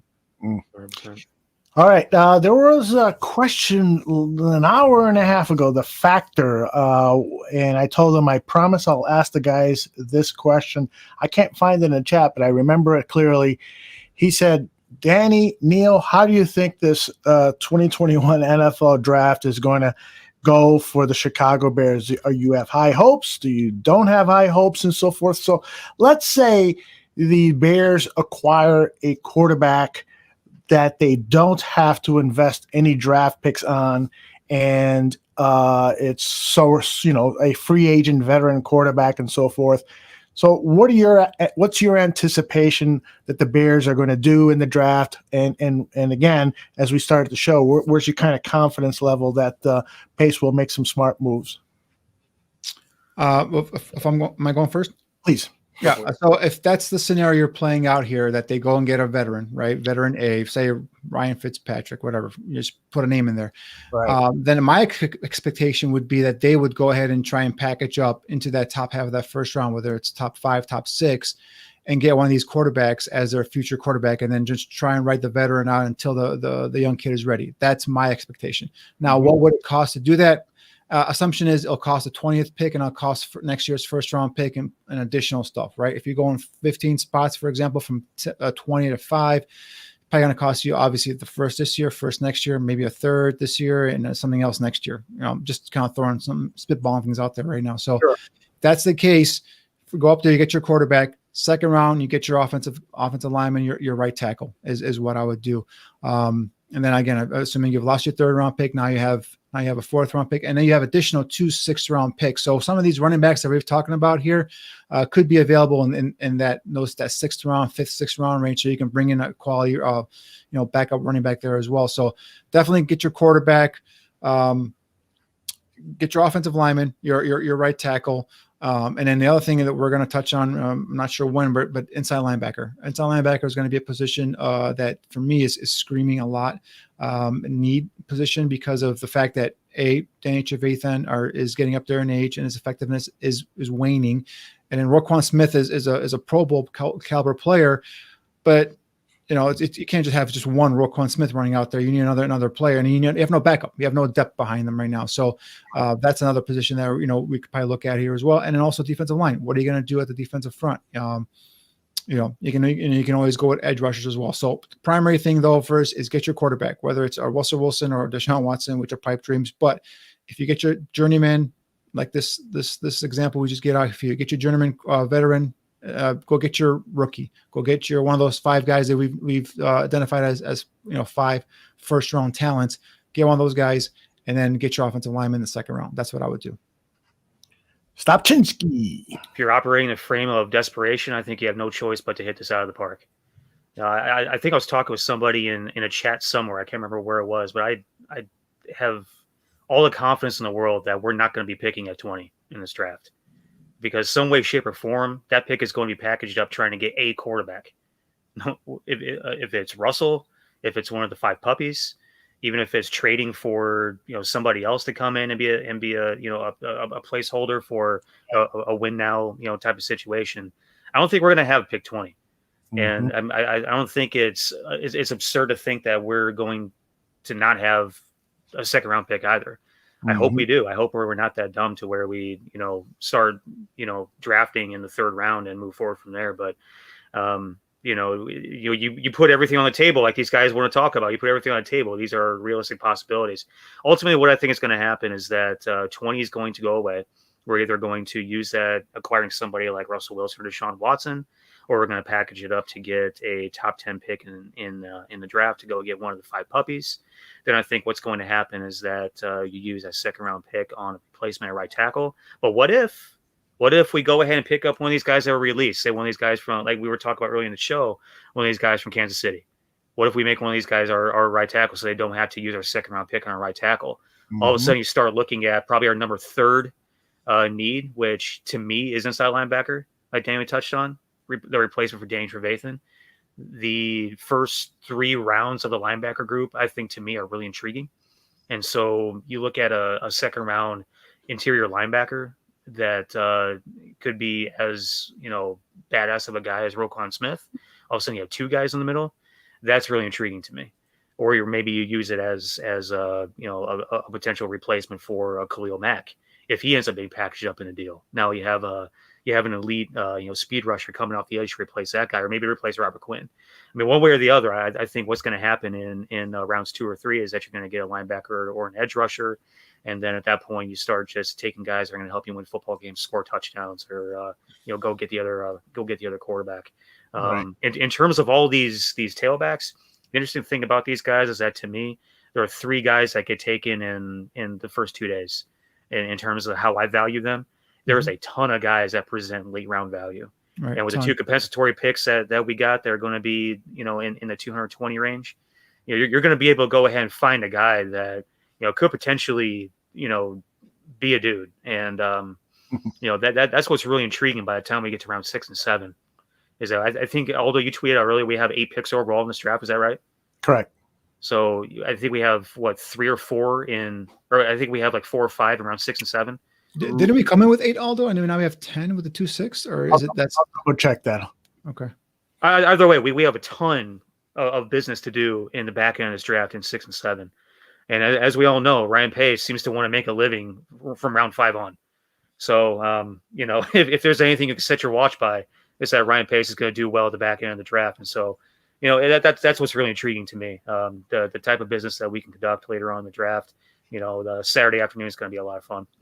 Looking at the depth at the running back position that we just covered today, Niel, in terms of these guys that we just touched on today being available day 3. Don't forget the receiver position as well. There's going to be a ton of players available in the receiver position that we're going to need some depth and some players there as well. So having these day 3 picks, some people say, 6th round pick, 7th round pick. I love those picks, man. Bring me more and more of those picks because those turn into the Bears have 8 picks today. Okay. Thanks for confirming. So yeah, get more of those picks, man, because those picks, that's where you find those gems. That's where you find those steals, like a Darnell Mooney, just like last year. So, yeah, I mean, there's a lot of areas to fill. It's just like I was saying earlier, if this trade ever happens for a quarterback, Wilson, Watson, whatever, after the first tweet says that Chicago acquires quarterback set A, my next thing is I'm like, what did they give up? Because that's when I'm going to be cringing. Like, oh no, what did they give up? So I always want to use the Chiefs moving up in the draft in 2017 for Mahomes. I mean, they went from 27 to 10. That's 17 spots. I think they gave up obviously their first, and then the first next year, and then a third, a couple thirds, I want to say. I'm not exactly sure. But then again, you always have to go and see what in terms of demand, right? Were there other teams trying to get up with Buffalo for the number 10 pick? Maybe there weren't. So that's why they took a lesser package from the Chiefs. So it's not fair for me to use that as an example, but that gives you an idea, right? It gives you the first round pick this year, 20 overall, gives you next year's first round pick. And then whether it's a second round pick this year or a second round pick next year, that's the kind of thing you're thinking about giving up for these, moving up in the top 5 of this draft. Yeah, I have it up on the screen. It's the Bills had the 10th overall pick, and Kansas City traded their own 27th pick of the first round, 2017 third round pick, and then the following year's first round pick. See, I would do that as opposed to giving up 4 first round picks for one guy, right? Because if that works right there, you go up in the top 5, and now obviously you have to get the right guy, right? So assuming you get the right guy, you get your quarterback. I could do that, but now we have to see, all right, is there an auction for this pick, right? Do they want to go up to 5, for example, to pick a guy, Justin Fields, right? Are there other teams now knocking on a team with the 5th pick and saying, hey, I'll give you this? So this is where the ante, gets a little bit crazy there. So that's why if you're the Bears, you gotta have a pecking order. This is the guy, 2, 3, 4, 5. If we don't get Justin Fields, for example, can we live with a Trey Lance? Can we live with a Mac Jones if we go up to say 10 and only give up less draft capital? That's how you work the game, and that's why we wait to see what Ryan Pace does. Yeah, it is such a volatile quarterback environment that it's really difficult to figure out. Where do you have to trade up to get the quarterback that you want? And knowing Ryan Pace, he and his staff probably have 1 or 2 names out of those 5 that they really, really want. So where do you trade to? Who is that guy, first of all? And where do you think he's going to go to, particularly with the unknowns? Are the Jets going to keep Sam Darnold at number 2, or are they going to trade Sam Darnold and draft a quarterback? What's Miami going to do with Tua and having the number 3 pick? Those could be 2 possible places that Pace can trade into. It's going to cost a lot, but after that, again, you got Atlanta Falcons. Are they going to, draft Matt Ryan's successor? That Cincinnati is not going to draft Joe Burrow's backup at number 5, so that's a possible trade possibility. And then the whole thing with Philadelphia, their their owner Lurie told his coach, "I want you to build around Jalen Hurts." So there's just a lot of unknowns, man. It is so difficult to predict. For me, it's I look at relationships, right? Who does Ryan Pace have relationship with? Not that it means anything, but at number 2, him and Joe Douglas. Joe Douglas used to work for the Bears, right? So maybe he has a relationship with Joe Douglas. At number 5, Terry Fontenot came from the Saints. Maybe he's got a relationship with Fontenot. Right at 6, him and Howie Roseman, they go way back. They made trades before in the past. Maybe he's got a relationship with Howie Rose. This is how he gets his information, his intel. This is how he finds out. All right, I got competition for a number 2 pick. If I want Zach Wilson and Zach Wilson's going to go number 2, this is what I got to give up now. All right, I'm talking to Terry. Terry says, all right, you don't have to give me next year's second. Give me next year's third and a 5th round pick next year as well at number 5. All right, I'm not going to get Zach. Is Justin Fields good enough for you, Matt Nagy and coaching staff? Yes, go get them. That's how they work the phones usually.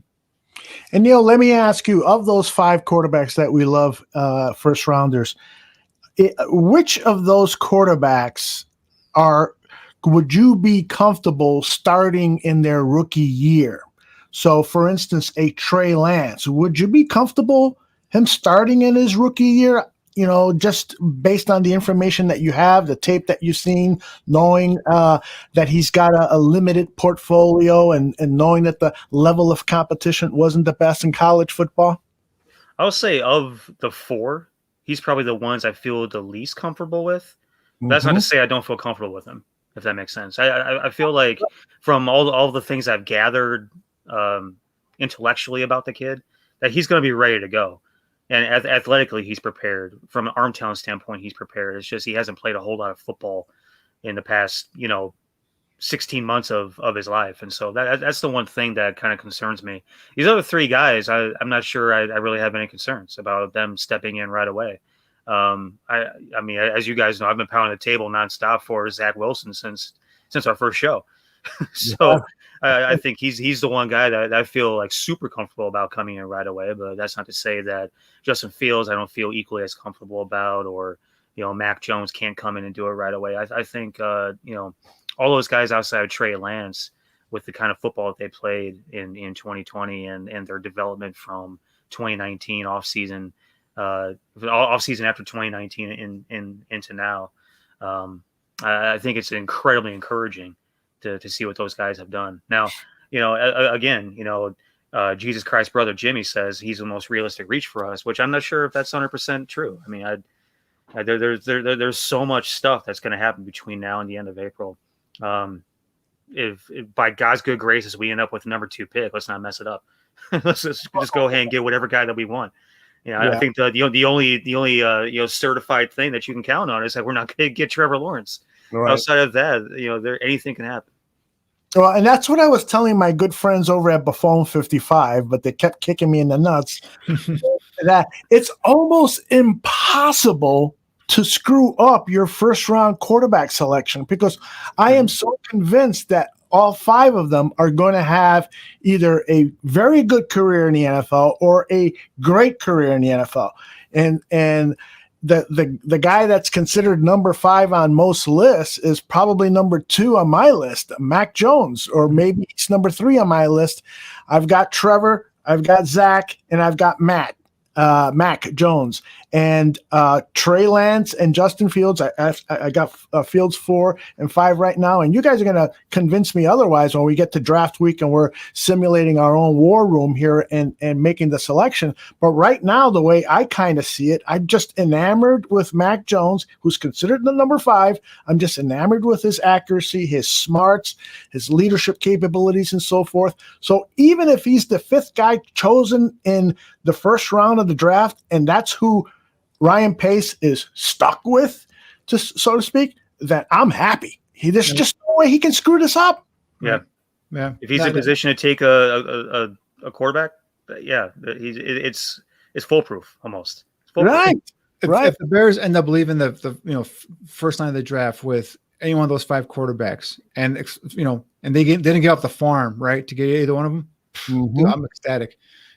Now, for me, I'm still a Justin Fields guy. I believe Justin Fields and Mac Jones. I love those guys both in terms of equally. Zach Wilson, I love his skill set, and I know he's going to go 2 because of that. But there's still a little bit for him to prove for me there. Trey Lance has got, by all accounts, has got immaculate off the field football field character, skills on the field. You can see it. But he scares me a little bit in terms of the unknown. He's the guy that could be the guy that could take a little bit extra time to get ready, right? But he played in an NFL system at his school, North Dakota State.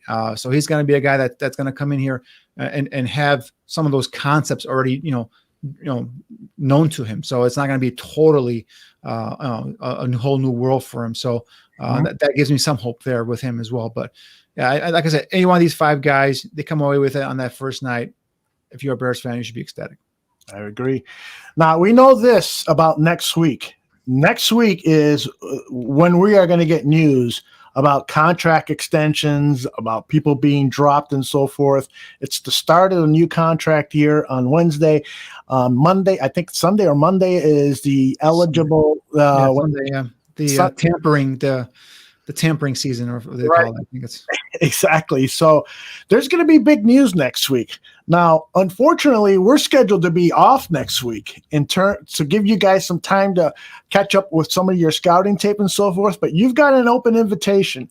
Whenever news comes out about these moves that we're anticipating, let me know. We'll come back on the air with a very special draft on tap, not to evaluate any college talent, but to talk about these moves that we are anticipating.